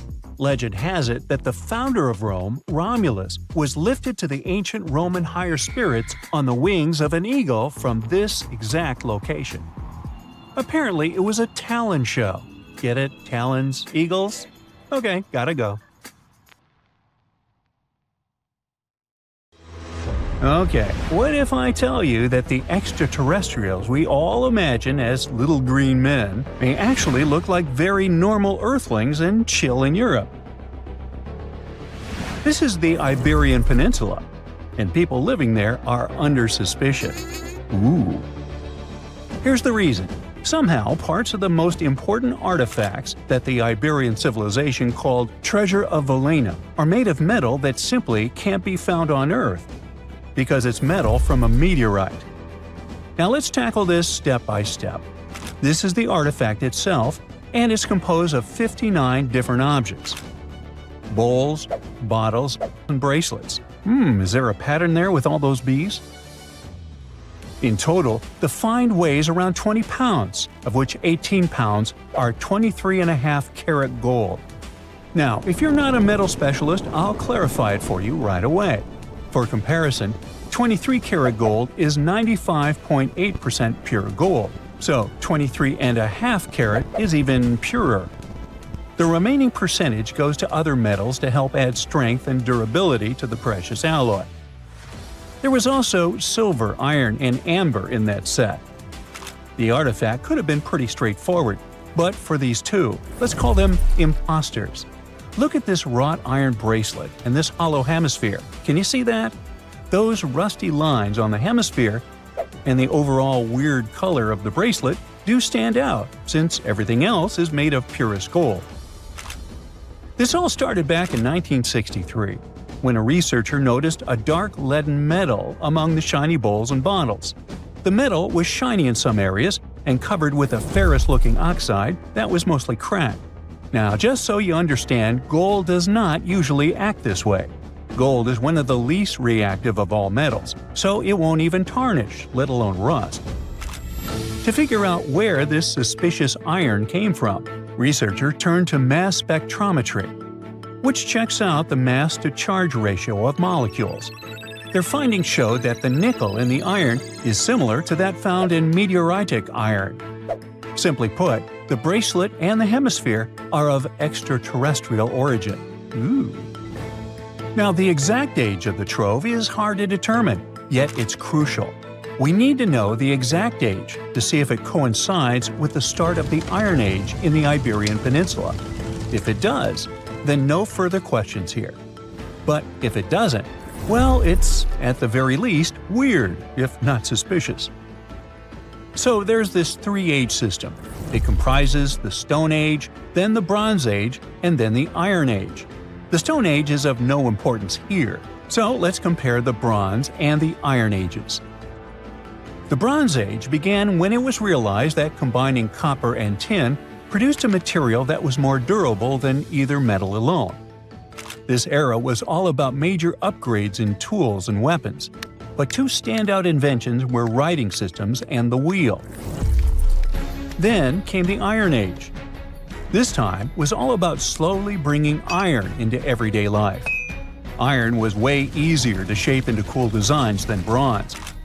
Now, this was a big deal because iron, especially transformed into steel, provided significant improvements in all aspects of life.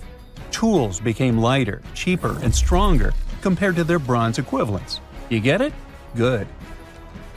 So, researchers have long debated whether the treasure dates back to the post-Archaic era or the latter part of the Bronze Age. The most recent study claims that those artifacts were created in 1400 to 1200 BCE, and something really doesn't add up. First off, the Iron Age began around 500 years after these artifacts were crafted. Plus, ancient craftsmen couldn't know back then how to work with metals that landed on Earth approximately 1 million years ago. And while the dates are really hard to explain, there is a logical explanation for the craftsmanship. The theory here is that those metal workers simply had access to the fallen meteorite, and thus, they could study it well and discover its properties before using it for decorative purposes. They could have figured it out through trial and error, and once they knew exactly how to work with this extraterrestrial metal, they proceeded to adorn the artifacts with it. Plus, there were the Phoenicians, who contributed to their craftsmanship. Now, it's true that the Iberian people have been processing metal and making pottery long before the Phoenicians settled on the peninsula. But the arrival of new metalworking techniques and the introduction of the potter's wheel enabled them to produce better quality goods much faster than before. So, we figured out the extraterrestrial origins of the Iberian artifacts. But guess what? This area is still under suspicion. The reason for that is the language they spoke. You see, for most modern languages people use today, there will always be some proto-language. Say for Italian, Spanish, and French, it's Latin, hence their similarities. But wait, Iberian was largely spoken where modern Spain is, so why isn't Spanish similar to it? Well, the truth is, no language today is similar to the Iberian.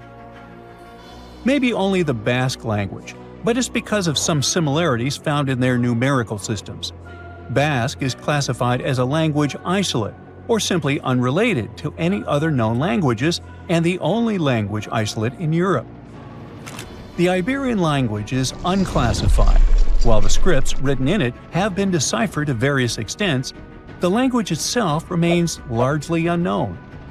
And look at the alphabet the Iberians had. Looks like it doesn't really belong to our planet. But hold up, this one might be a bit of a stretch. When the Phoenicians came to the peninsula, they brought along their alphabet to the Iberians. But honestly, the Iberians probably weren't keen on just copying someone else's writing system, so they tweaked it until it looked completely different. Let's just say they took some inspiration and ran with it. While linguists can guess to some extent how most characters sounded, actually translating the language is still completely impossible. The Iberian language was non-Indo-European and faded away over 2,000 years ago. And there aren't any similar languages left to help us out. Super frustrating, right? Yeah. We got over 2,000 Iberian inscriptions from tombs, coins, potteries, lead plates, and even cave wall carvings. But aside from a handful of words, we're totally in the dark about what they mean. Now, if we could understand their language, we might have learned that they were great thinkers and all, but we can only contemplate the works of art they left.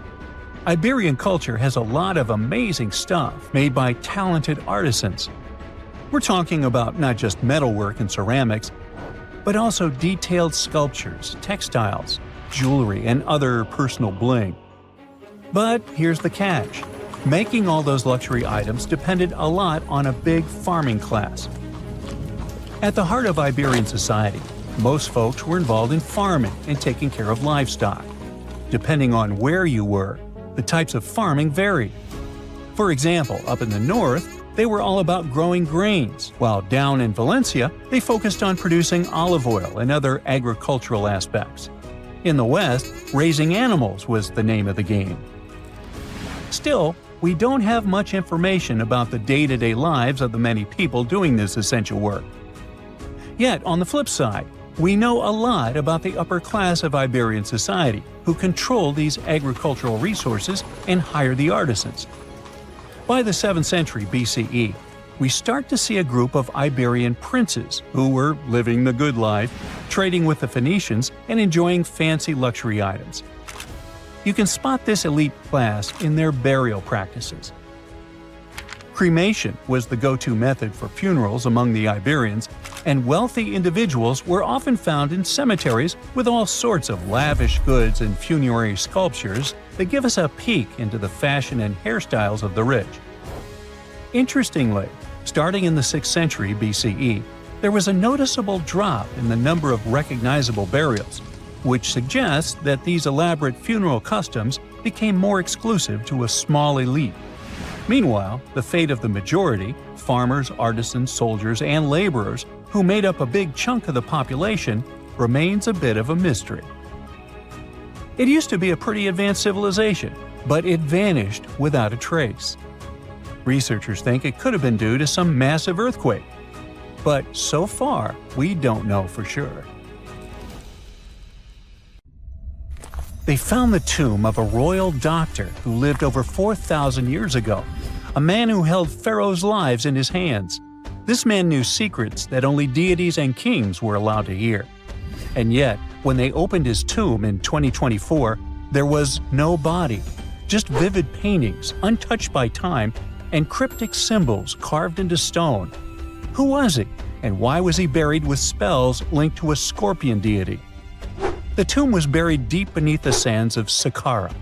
The doctor's name was Tete Nebefu. He lived around 4,100 years ago, during one of Egypt's most mysterious turning points, right at the edge of glory and collapse. These were the final days of Egypt's Old Kingdom. The sun still glinted off freshly built pyramids, but the shadows were already creeping in. The pharaoh, Pepi II, had ruled longer than anyone before him, 90 years. But by the end of his reign, the country was cracking. The power was slipping, the regional leaders were rising, and the Nile floods grew unpredictable. In this shaky period, the mysterious doctor thrived. His tomb was discovered by a Swiss-French archaeological team in the shadows of old pyramids. The weirdest part was that when they uncovered his burial chamber, they found no body, no golden treasures either. Unfortunately, the tomb had been robbed long ago. But what remained was something even more fascinating: the words and images left on the walls. The paintings are still vibrant, bright colors that somehow survived all those years underground. The walls show jars, containers, strange abstract patterns, and geometric shapes. And then there are hieroglyphs, lines and lines of sacred script carved with precision, like someone had poured their soul into every curve. These inscriptions revealed who Teti Nebe Fu truly was. Turns out, he wasn't just any doctor. He was the conjurer of Serket. Now, Serket was the female deity of scorpions, sacred and terrifying. Egyptians believed she could stop venom, heal bites, and protect the living from toxic elements. The title, Conjurer of Serket, meant Tete Nebi Fu was a specialist in treating dangerous stings and bites. And if he got an entire tomb for himself, he may have been Egypt's top expert in those things, a man who healed with both medicine and magic. But that wasn't all. He also held the title Director of Medicinal Plants, a title seen only once before in all of ancient Egypt. That means he knew the healing power of herbs, roots, and oils like no one else. Now, you might wonder, what plants in a huge land of sand? But in reality, ancient Egyptians used herbal medicine that would hold up in some labs today. They created pills, ointments, and inhalers. Most often, they chose some active ingredient, a flavor to make it easier to take, and something to deliver it into the body. Sound familiar? And yeah, they didn't have many traditional plants, so some of these ingredients were bizarre by our standards, like using crocodile dung and acacia mixed with honey. They even had formulas for anti-wrinkle creams. And apparently, our mysterious healer was also chief dentist. This title is almost never seen in ancient records. Evidence of Egyptian dentists is incredibly rare. Turns out, our ancient genius didn't just fight stings and study plants. He was also trusted with teeth and jaws, which were actually a huge problem in ancient Egypt. These people may have built wonders, but their teeth paid the price. Ancient Egyptians constantly caught grains of sand in their mouths. They often ate grit-filled bread and raw vegetables, which wore down enamel and caused a horrible condition called attrition. This led to tons of problems, including tooth loss. They had to improvise back in the day. For example, crafting the world's oldest known toothpaste from crushed rock, mint, and pepper, which ironically only made things worse for the gums. Or a toothpaste from things like eggshells, pumice, and natron, a salty mineral used for cleaning. They were also inventing mouthwashes from celery, bran, and herbs to ease the problem. Some mummies were even found with crude metal braces and gold wires attaching missing teeth. Though we're not sure if these were for the living, or was it just a nice little addition added as an afterlife gift. So, Teti Nebe Fu specialized in all these fields. 3 rare titles for one man. Now, back in the day, he must have been admired as incredibly knowledgeable. In a world without modern science, he would have been like a sorcerer who knows how some leaf or bark could save a life. That's why archaeologists believe Teti Nebe Fu wasn't just any doctor. He was, most likely, the royal physician, the one who treated the pharaoh himself. We don't know for sure which king he served. Maybe it was Pepi II, and who knows, maybe that's why the guy lived so long. But if that was the case, Teti Nebe Fu may have lived through the final moments of the Old Kingdom, watching the Golden Age crumble from inside the palace walls. And then he was buried. The body was looted, or perhaps just lost to time. But the team says they're still studying the tomb, still uncovering the traces of this incredible man. Overall, ancient Egyptians were practicing medicine on a crazy advanced level. Some practices feel familiar even today. They had hospitals, specialists, surgeries, and many more things, even medical schools. Both men and women were allowed to be doctors. They healed with various methods and practiced surgery with actual tools, scalpels, forceps, even sutures. Some doctors treated only the eyes, others the teeth, the stomach, or even what they called the hidden diseases. They knew how to clean and dress wounds, could set broken bones using splints made of wood or reeds wrapped in linen, and even prevented infections. There were even proctologists. They also built the first prosthetics. like a wooden toe with leather straps that help people walk normally again. The oldest known prosthetic is 3,000 years old. Now, the most shocking part is how they actually even tried to remove tumors. A recent study looked at a 4,000 years old skull. It belonged to a man in his 30s. There were signs of past tumors, and around 3 of them, there were marks, surgical cuts made with a metal tool. That suggests someone attempted to remove or study them, maybe treatment, maybe an autopsy. There was another skull of a woman over 50 years old. It also showed similar signs, but with healed fractures from an earlier injury, which is amazing because her treatment might have actually been successful. Being a healer in this society meant something powerful. It meant being a priest, a scientist, and a magician all at once. To ancient Egyptians, medicine was a necessary art, and they treated it with as much reverence as they did their deities. That's because they believed that sickness could be both physical and spiritual. So a doctor could recite a spell while applying a salve, and a lot of their treatments worked. The reputation of doctors in ancient Egypt was so strong that leaders from other parts of the ancient world, like Persia, actually sought them out. Even Homer, the Greek poet, once said the Egyptians were the most skilled healers of all. Of course, their understanding of the human body wasn't perfect. For example, they thought the heart controlled thought and emotion. They also didn't know what the brain really did.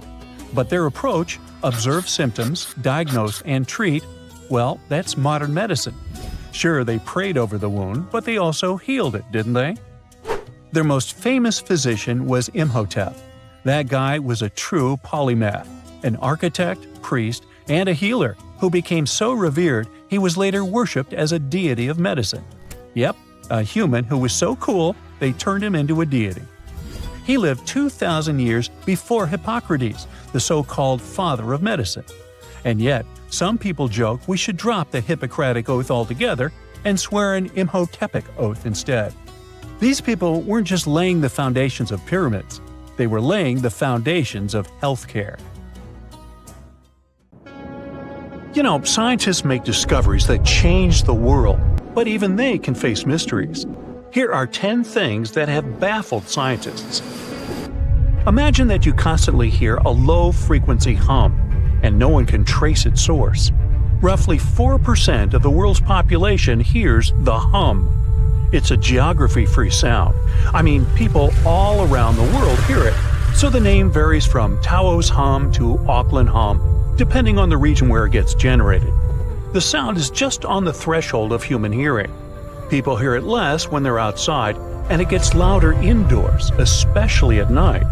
What's even scarier is that you cannot unhear it once you've heard it.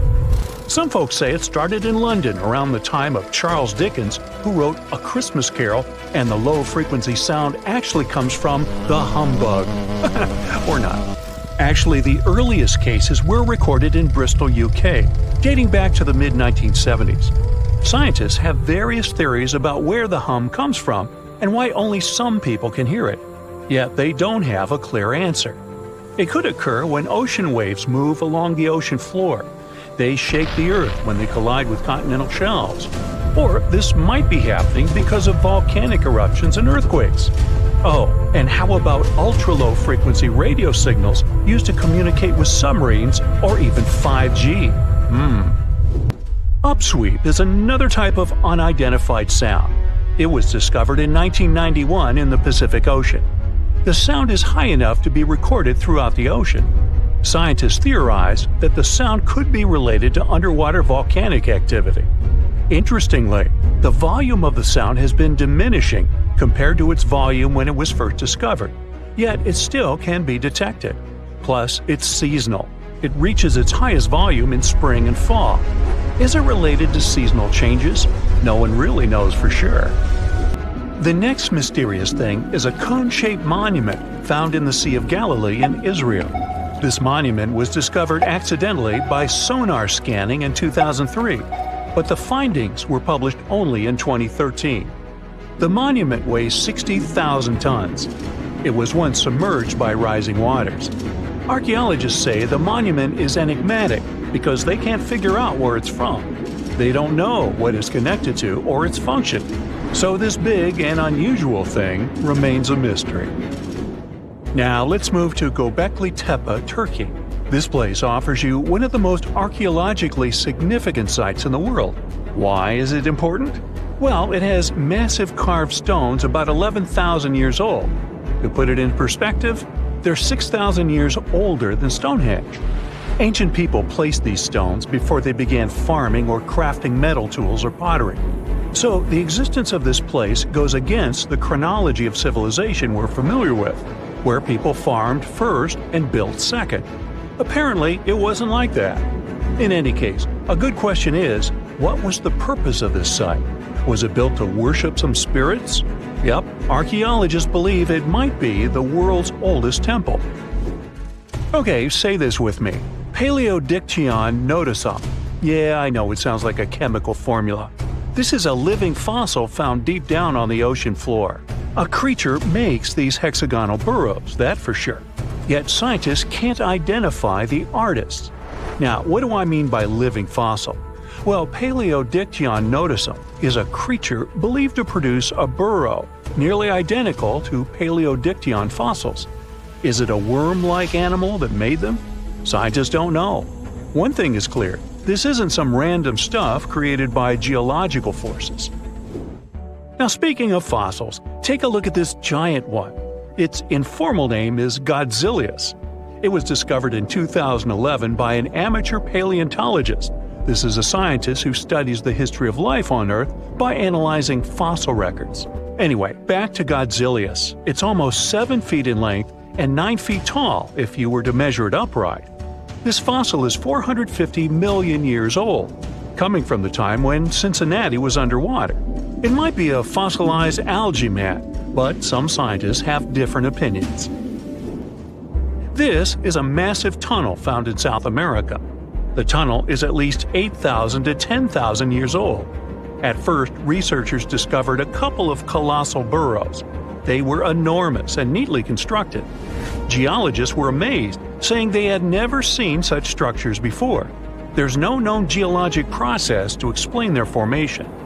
I mean, researchers have known about the burrows since the 1930s, but back then they believed that these tunnels were just some sort of archaeological construction, until they discovered huge claw marks on the walls and ceiling. They reasoned that some extinct species could be the ones to have left these marks. Many geologists strongly believe they found the burrows of giant ground sloths and armadillos. The structure is the largest known burrow from the Paleolithic age in the Amazon. Yet experts have many questions. How come such a deliberate-looking structure could form naturally? A researcher then discovered another strange cave. This one was hundreds of miles away from the massive tunnel. Fast forward, there are now more than 1,500 burrows from the Paleolithic age found in Brazil. What's even more interesting is that some of these caves are connected to tunnels that sometimes lead to chambers. I'll continue with a natural phenomenon. What if I told you that every year, especially in October, fireballs appear on the Mekong River in Thailand? According to legends, Naga fireballs are a call for Buddha to return to Earth, and river serpents are the ones making these calls. Well, that's a myth, but what does science say about it? Is it related to a flammable gas? There are no clear answers yet. These fireballs appear to rise from the water. They can go as high as almost 990 feet. They're like fireworks, disappearing rapidly. They typically glow with a reddish or orange color. I'll mention some legends too, because why not? They're thrilling. And it would be a shame not to include the one about the lost city of Atlantis. As you may know, the legend says that Atlantis submerged into the ocean around 11,000 years ago. Since then, not just scientists, but also treasure hunters and philosophers have been searching for the lost world. Could Bimini Road be a trace? In 1968, a diver found strange stones off the coast of North Bimini Island in the Bahamas. The stones look human-made. It's like they were evenly spaced out and laid in an orderly row. It baffled scientists, but not for long.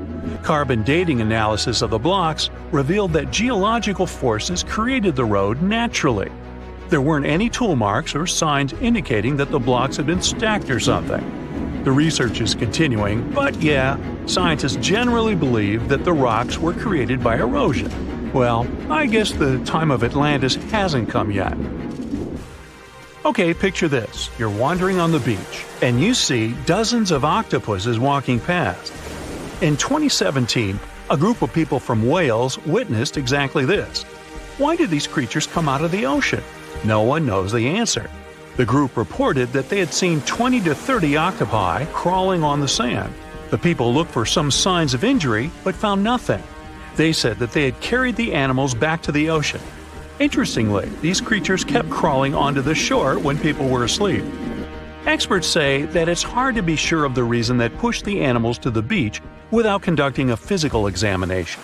They're still speculating about the reason behind this unusual and rare occurrence. Could it be overcrowding? Furthermore, the octopi were well armed.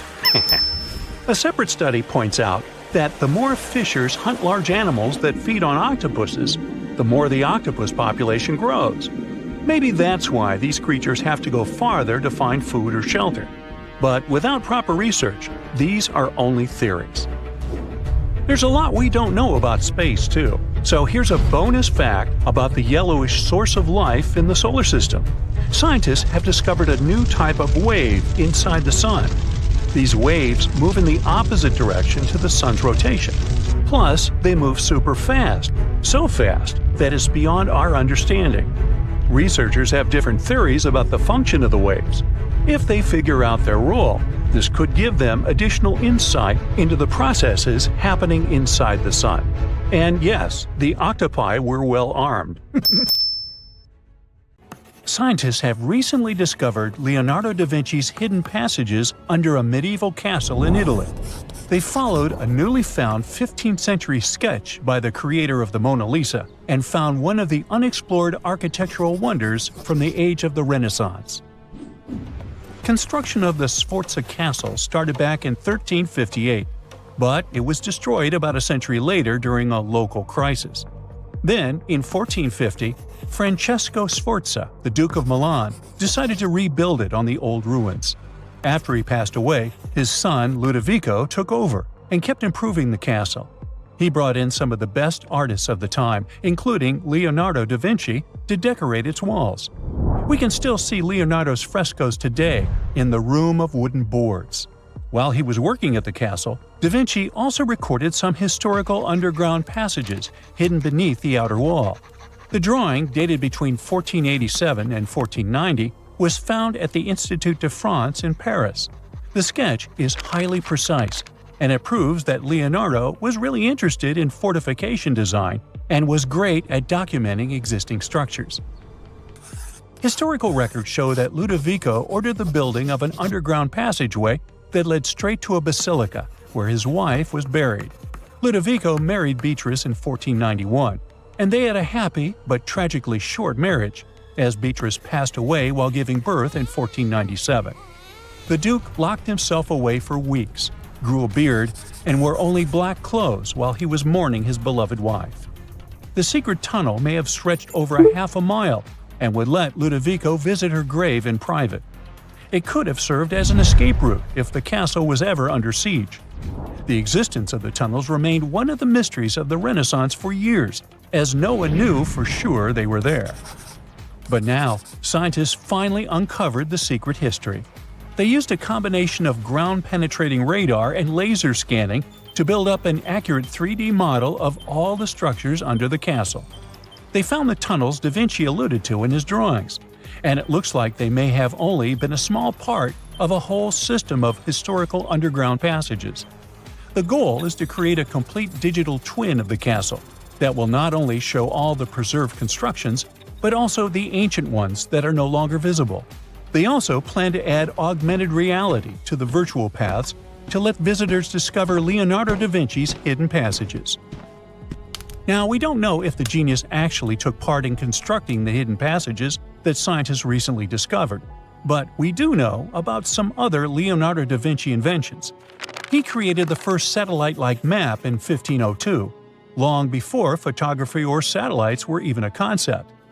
A famous figure in Italy, Cesare Borgia, invited Leonardo to a small town called Imola near Bologna to create a highly detailed map for him. Back then, maps were not very precise, as no one had figured out how to show exact distances on a smaller scale. Instead, people spent a lot of time decorating them with dragons, roses, fancy castles, mountain ranges, flowers, and other artistic details.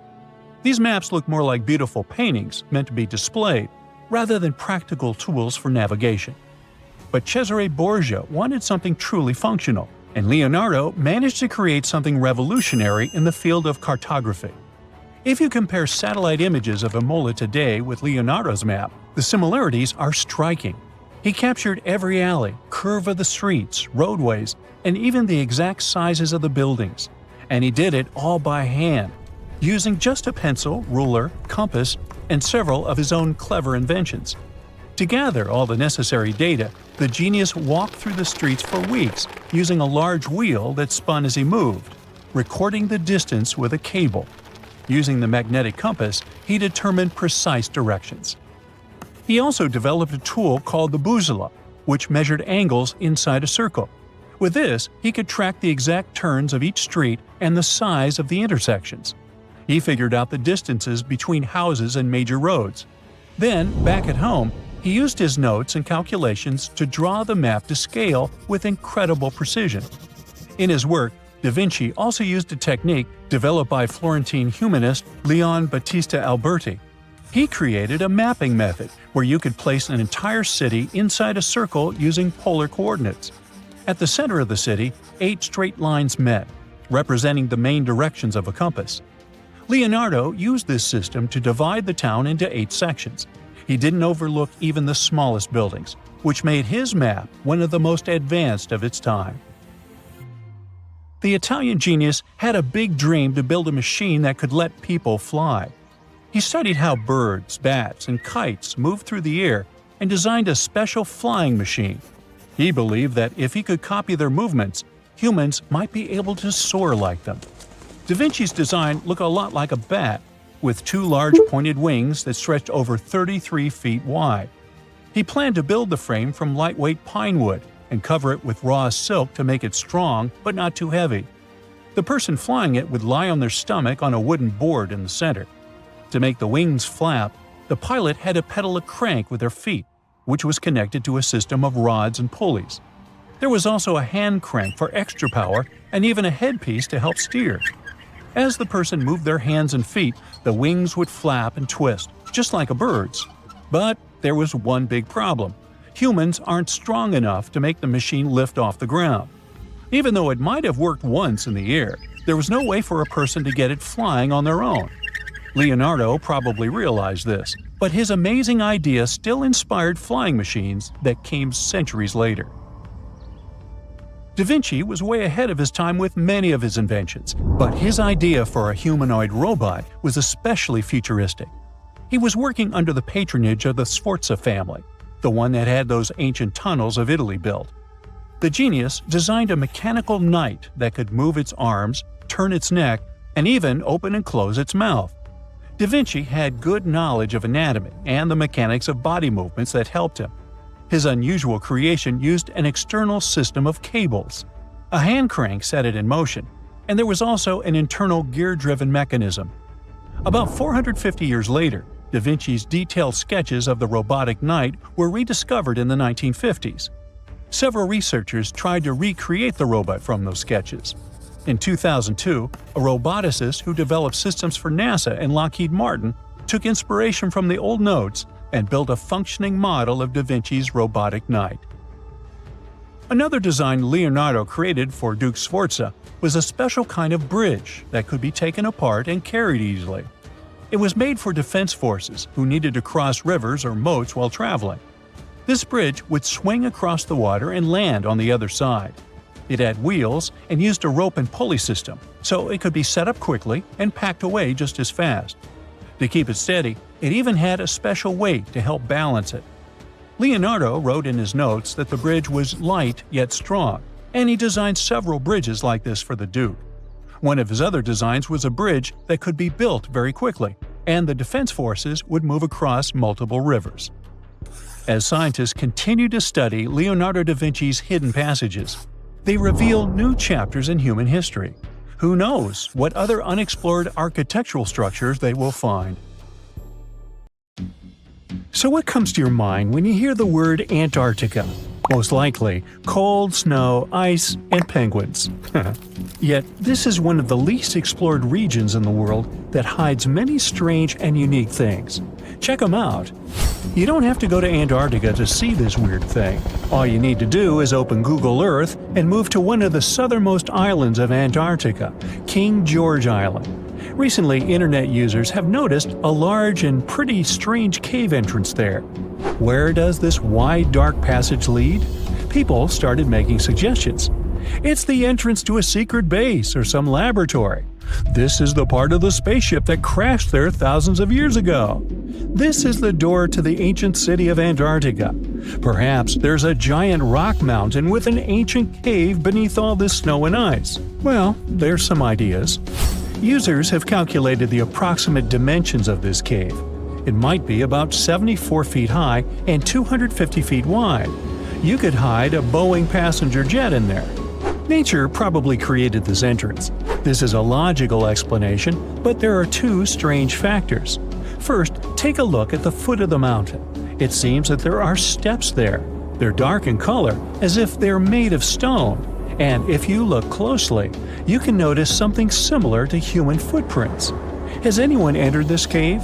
Or maybe someone is still living there now. The second oddity is the disappearance of the mysterious finding. For the first time, people noticed it in a Google Maps snap in 2007. Then the entrance disappeared. Then it reappeared a few years later. After that, it vanished. And in 2022, people saw it again. Perhaps old snow melts, a new layer falls, and then the wind blows it away and the cycle repeats. But the alleged steps leading deep into the cave make one doubt the natural origin of this tunnel. You can easily find the coordinates on the internet and visit the cave via Google Earth. You might see something there and tell the world. There's another strange thing people discovered with the help of Google Earth. In 2020, one user found a strange object that looked like a giant ship 100 miles off the coast of Antarctica. It was covered with ice and snow and lying on its side. It looked like a cruise ship. You could notice the windows, the deck, and the bridge. But not all people agreed with this. Some claimed it was a spaceship. Others said it was some kind of secret building. The user who first noticed the ship stated that its size was about 400 feet, which is the perfect length for a passenger vessel. But what is this ship doing in such a remote place in the middle of a glacier? How did it get here? Who was its captain? No one has found the answers to these questions yet. In 2016, people using Google Earth discovered a photo of an unknown sea monster floating off the coast of Antarctica. This creature resembled a giant squid with a length of about 200 feet. This is slightly shorter than 3 train cars. Just imagine this kraken swimming in Antarctica's dark, icy waters and dragging to the bottom everything it meets on its way. Maybe it's the great and terrible Chulu, or one of its offspring. You will quickly notice this blood-red waterfall among Antarctica's endless, dazzling white landscapes. Don't worry, it's not blood. For many centuries, the waterfall has been painting snow in a bright red color. The stream flows straight out of a white iceberg. Let's look inside and find out what's happening there. Millions of years ago, there was a small crystal-clear pond, but then a glacier formed around it. A thick layer of ice and snow blocked sunlight, heat, and oxygen access. For millennia, the reservoir remained in this cold vacuum. But at one point, the water made a hole in the icy wall and broke out. When this salty water comes into contact with oxygen, it immediately turns scarlet or rusty. Antarctica is the only place where you can find such a unique natural phenomenon. One of the driest places on Earth is located in Antarctica. It's one of the most lifeless deserts in the world, the McMurdo Dry Valleys. In this desert, you won't see the scorching sun, hot sand, and cacti. A desert means a place with a lack of precipitation and life. The McMurdo Dry Valleys meet these parameters. But this place is also unique for Antarctica, since you won't find glaciers there. Despite the frost, ice can't form in the desert because it hasn't rained for millions of years there. It also never snows. A strong wind coming from the mountains reaches speeds up to 200 miles per hour. It would be difficult for you to stay on your feet there. The wind is filled with moisture. It heats up and evaporates all the liquid and snow in the desert because of its high speed. Only dry air reaches the ground. But you can find several lakes there. They don't freeze, only thanks to the high concentration of salt. The water is so salty that large life forms can't develop there. But scientists have found microscopic organisms near the lakes. 20 million years ago, Antarctica was filled with swamps and trees and swarming with insects and animals. But now, it resembles the surface of Mars, literally. Scientists and astronauts are exploring such regions as the McMurdo Dry Valleys, since the natural conditions there are similar to those on the Red Planet. So, before you go to Mars, you can practice living in similar places on Earth. Also, scientists discovered an underwater world in the Antarctic filled with hundreds of amphipods, crustacean animals similar to shrimp. Wait a minute, it happened in the Antarctic? But the McMurdo Dry Valleys are located in Antarctica. Well, the words are very similar, but what is the difference? Oh, and don't forget the Arctic. The Antarctic is the region in the southernmost part of Earth that houses the continent of Antarctica, and the Arctic is another land altogether. They have the same natural conditions, frost, ice, and snow, but they're located in different parts of the planet. The Arctic is at the North Pole, Antarctica is at the South Pole. Now, back to the discovery. Scientists put forward theories that the ice of the Antarctic hides a vast network of freshwater rivers and lakes.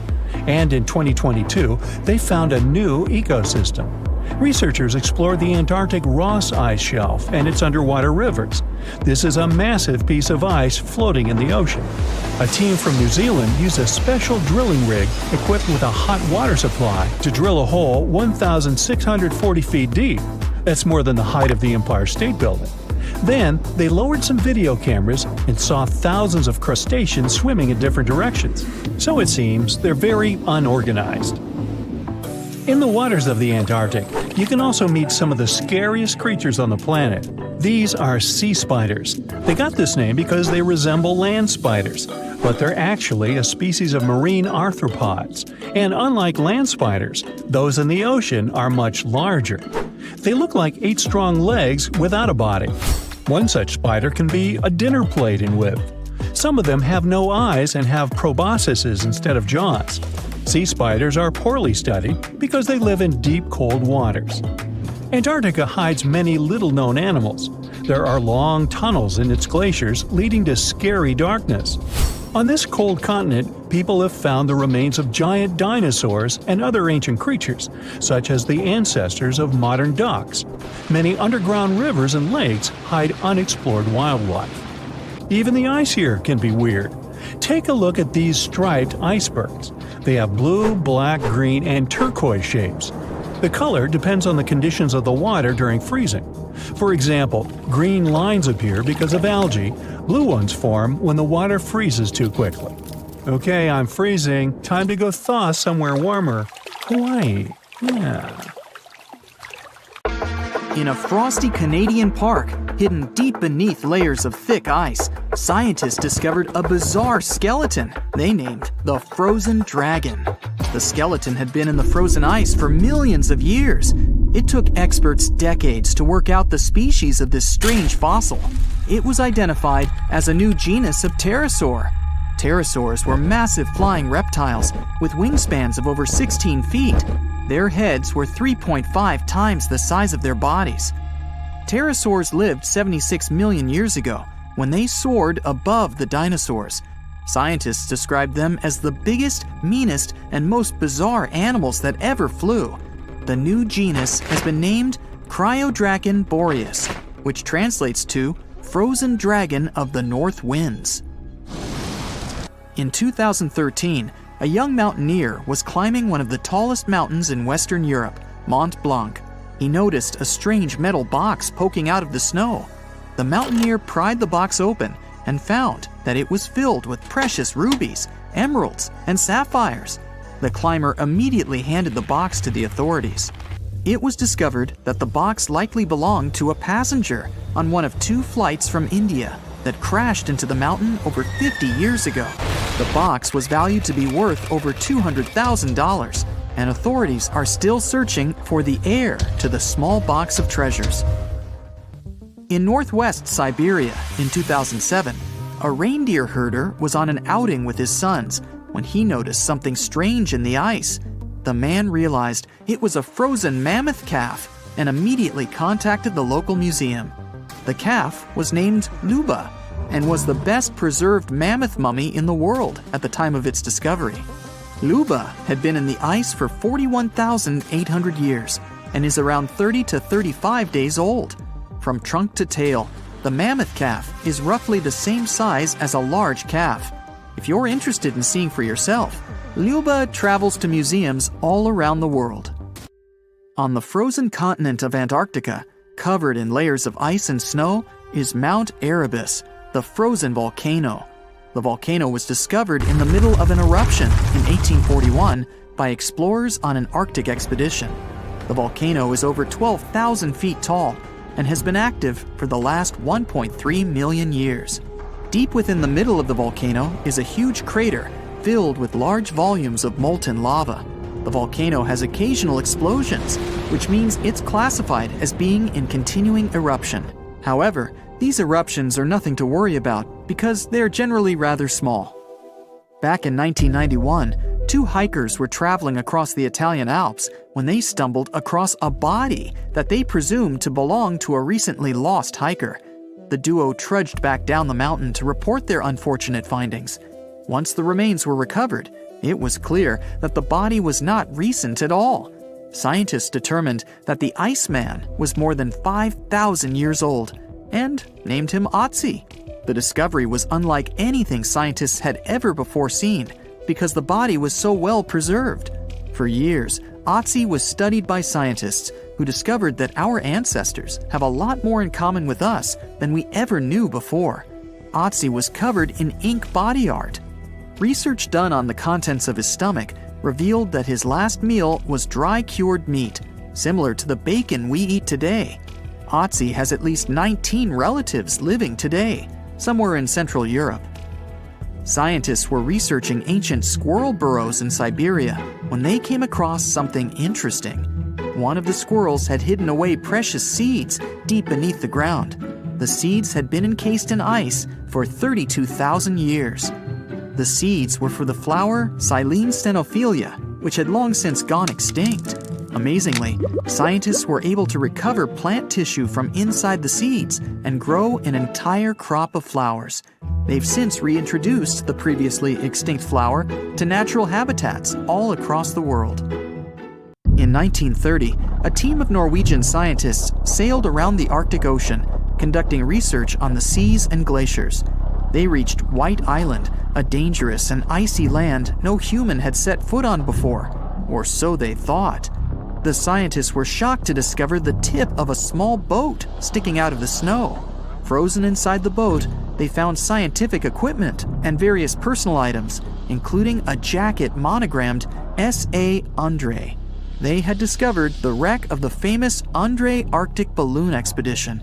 In 1897, Swedish explorers, led by Undre, attempted to travel to the North Pole by hydrogen balloon. No one had ever heard from them ever again. People only found out what happened to them when the wreck was discovered 33 years later. It turns out that the balloon had crashed on White Island only 2 days after departing from Sweden. The explorers traveled along the island on a small makeshift boat, but were unable to make it any further. The best preserved woolly mammoth ever found was discovered in an area of permafrost in Siberia in 2010. Scientists named the frozen mammoth Yucca, after the small village near where it was found.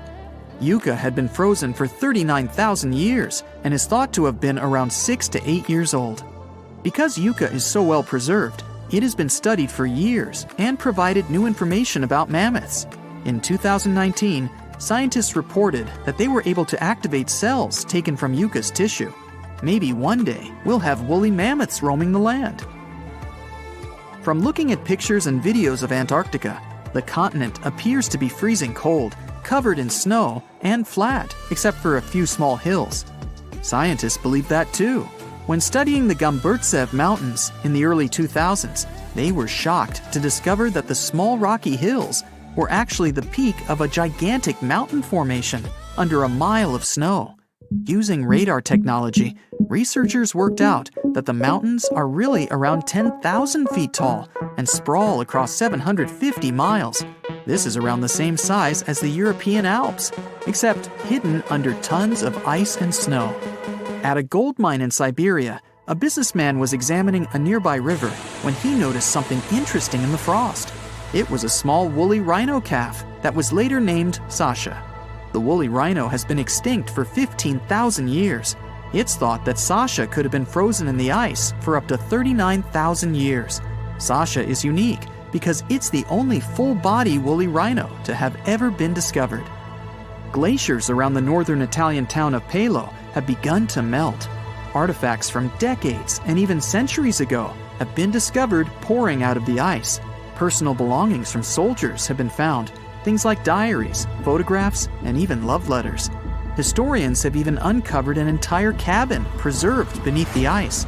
The cabin was filled with hard metal helmets and clothes. In 1845, Sir John Franklin embarked on an ill-fated expedition to the North Pole. The crew traveled on two ships, HMS Erebus and the ironically named HMS Terror. The expedition met with disaster, and both ships were lost to the icy waters. In 2016, the HMS Terror was discovered by a team of researchers. Despite being lost for 170 years, the freezing cold waters had maintained the ship in pristine condition. Scientists describe the ship as frozen in time.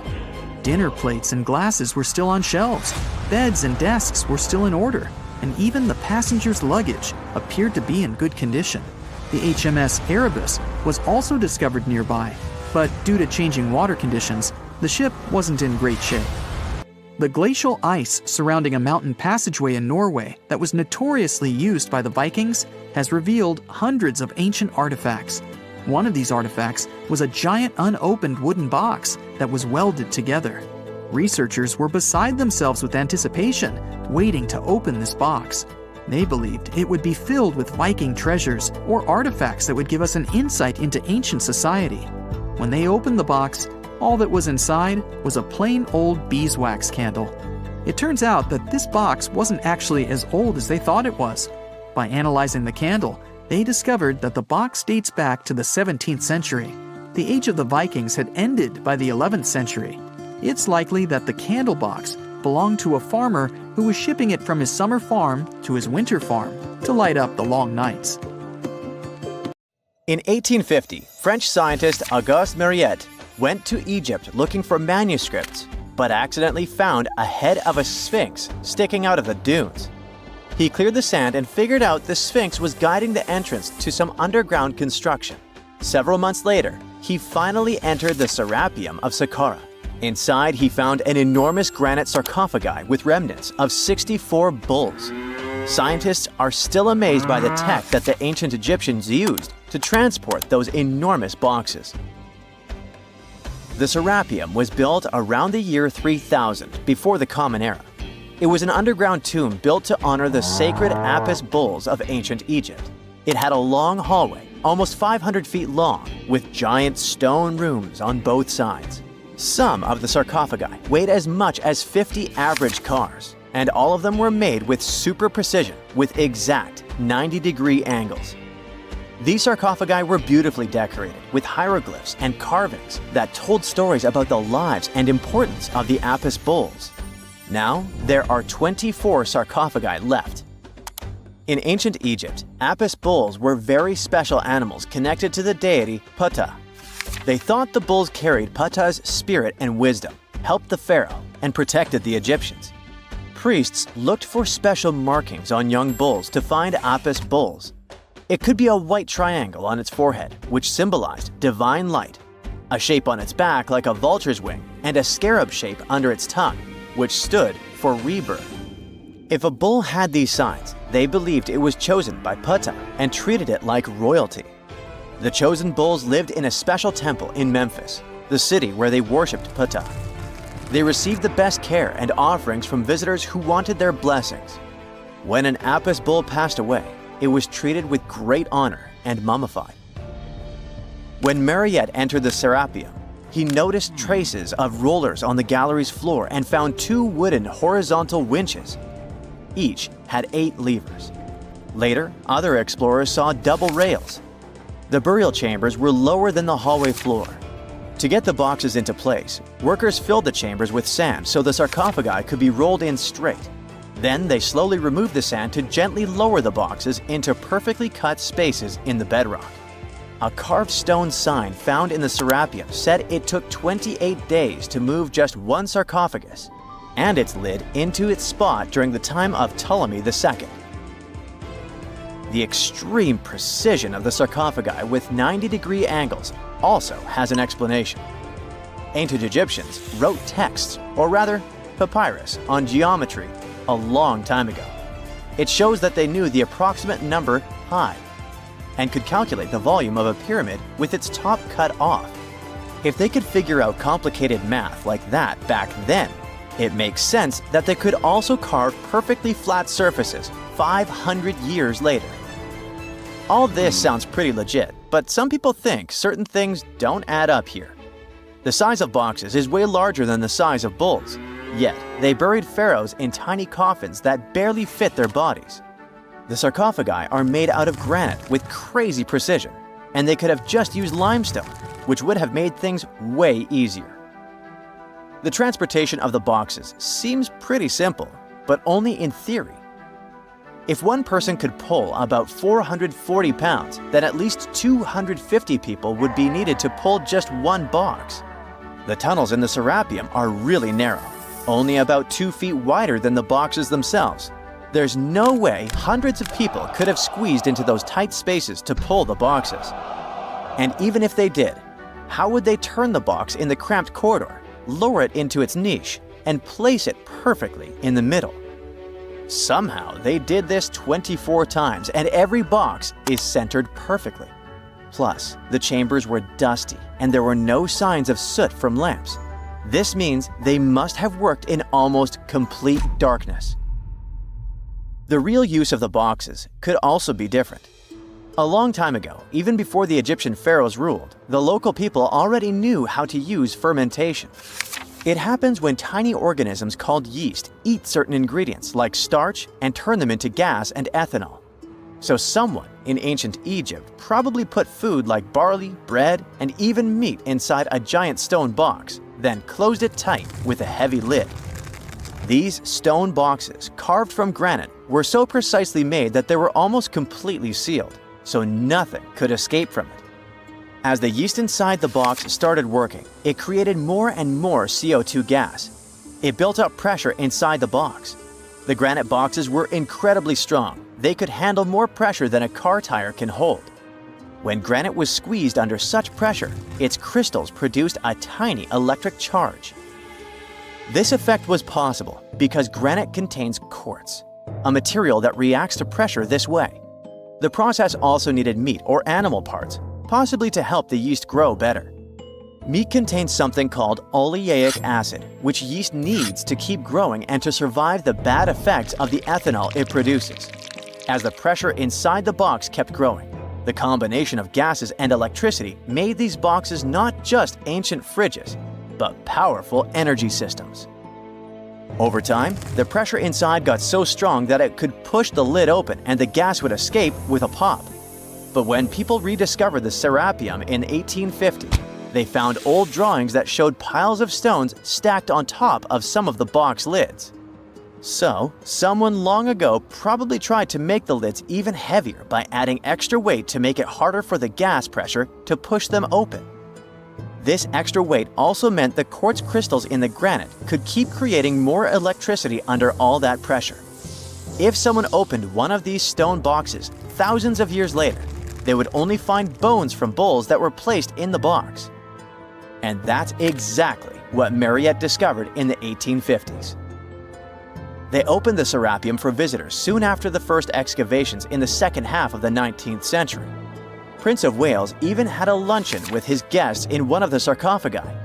Sands and earthquakes made the site inaccessible for a while, but now you can visit it again and try to solve the mystery yourself. With new tech, we could have answers to many other historical mysteries soon. A team of scientists at Chicago's Field Museum of Natural History recently used a special CT scanner to learn more about ancient Egyptian mummies without unwrapping them. They gently rolled 26 mummies on custom carts out to the parking lot, where the scanner was waiting. It took thousands of detailed X-ray pictures of each mummy and their coffins. When all the pictures were put together, they created 3D images that showed what was inside, the skeletons, and some artifacts. The scientists hope these images will help them understand ancient Egyptian burial practices from over 3,000 years ago. Even though the scanning process only took 4 days, it might take 3 years to study all the data. But scientists were able to learn some personal details about the mummies. One of the most popular mummified individuals at the museum, Lady Chineta, was a woman who lived in ancient Egypt about 3,000 years ago.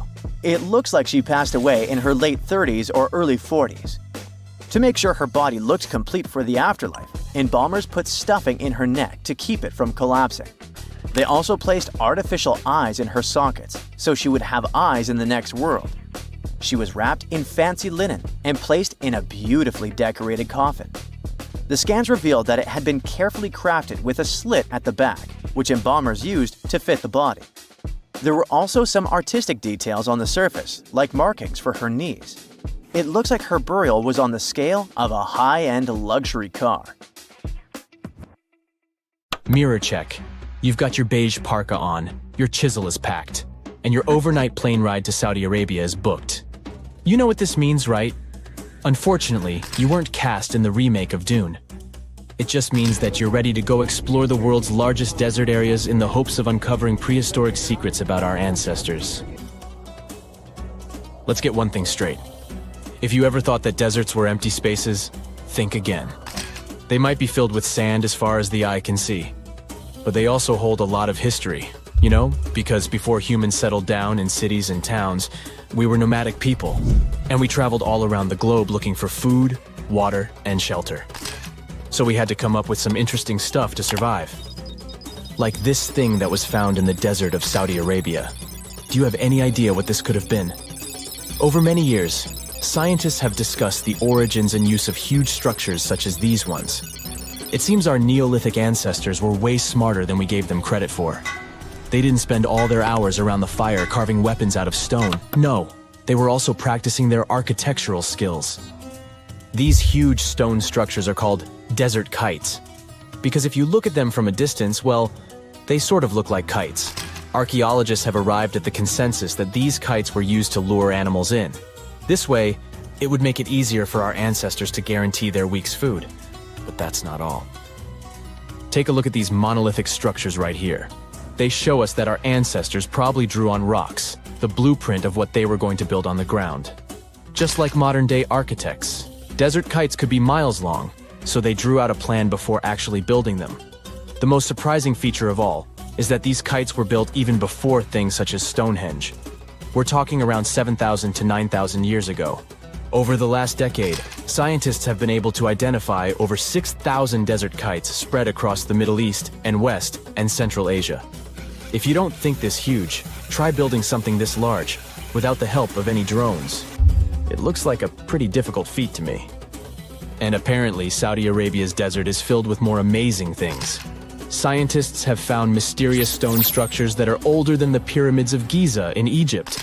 So of course, you can't wait to go check that out. Can we all agree that carrying around heavy rocks to build a pyramid without the help of modern technology sounds absurd? I mean, how on earth did they do it? Now imagine turning back the clock about 2,000 years into the past and finding humans that built similar gigantic structures in isolated areas. Take a look at these so-called mustadels. They are rectangular structures built from piled-up stones, found over 77,000 square miles. Some archaeologists believe that these monuments were used for ritualistic purposes, maybe processions of some kind. where people would walk from one end of the plateau to the other. I'd be down for that. Now let's move on to another deserted area. We're entering the world-famous Sahara Desert landscape. Isn't it beautiful? Here, you're about to unravel an ancient mystery, something that took years for researchers to solve. Fun fact, the Sahara Desert is the world's largest hot desert. It spans over 3 million square miles, which would be like putting 1,000 times the country of Hawaii next to each other. We say it's the largest hot desert because the world's largest desert area is Antarctica. But we all know temperatures over there are freezing, not the typical image of when we think of a desert. Deep into the desert, near the Algerian town of Fogarat et Zua, something strange was found. For decades, these tiny dots appeared on images of Google Earth, but nobody could explain what they were. Some scientists were sure that these circles are the result of oil activity in the region. Others guessed that these were ancient fogaras or ancient water wells. There are dozens of them, stretching for miles and miles in a straight line. The strange thing is that they are always far away from any town, road, or human activity in general. So what was or is their purpose? If you had to take a guess, what would you say? Remember we talked about how our ancestors had to be creative in order to survive in the desert? Let's try to walk in their shoes for a minute. Imagine you're a nomadic hunter-gatherer living in a desert area. You spend your days basking in the hot sun, trying to count all the grains of sand around you. But you also need to eat and drink water. But how on earth do you get water in a desert? Sure, you can hope to keep running into oasis every week or so, but that seems a bit risky, doesn't it? That's why North African people invented the so-called fogaras. The fogaras are a 2,500-year-old irrigation system. Locals would dig deep wells in elevated areas, wells deep enough to tap into underground water. Then, they would dig parallel shafts at regular distances. This way, the water would flow from the main well down into all the shafts and irrigate entire areas. Travelers could stop by the shafts and quench their thirst. They could also raise livestock and tend to crops. Pretty clever, huh? As much as these holes did look like fogaras, a little bit of research would show you that they're not. You see, these shafts were built in a line, and not in a circular shape like the ones we're looking at now. So maybe it has something to do with the second option? Maybe these desert holes were related to oil activity in the region? Let's have a look at the holes up close and personal. From Google Earth, they don't seem that big, but in real life, they are huge craters. The tip to uncovering what they are is hidden beneath the sand. If you were one of the researchers originally uncovering the truth behind this mystery, you would have found something unique hidden in the sand. Old dynamites and vintage sardine cans. Putting the pieces of the puzzle together, scientists found that these sardine cans were a model from the 1950s and 1960s. It seems that entire teams from that decade would camp out while they surveyed the area for oil. And what about the dynamites?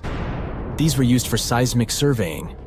This is an old technique, used to identify if there is oil and gas beneath the Earth's surface. Still in North Africa, you find out about another desert mystery worth exploring. Near the city of Tiaret, southwest of Algeria's capital, one runs into 13 peculiar monuments. These structures are also called Jedars, and yes, I am aware of how much that may sound like a Star Wars reference. They are pyramid-like in their shapes, and as far as scientists know, they were used as final resting places for the people who lived in the region. Can you guess who these were? Most likely the Berber nomads. And since we're talking about ancient stuff, they were probably built between the 4th and 7th centuries CE. Once scientists began to explore the insides of these monuments, they found they were pretty big inside. They found large underground vaults, chambers, and labyrinth-like corridors that gave way to over 20 compartments. It could take you up to 2 hours to walk around in them, and apparently our ancestors also used its walls to depict images of animals and hunting scenes. There's no definite proof of what these Jedars were used for, though. This is so neat, huh? I'm sure that our world's desert is filled with many more mysterious things for us to unravel.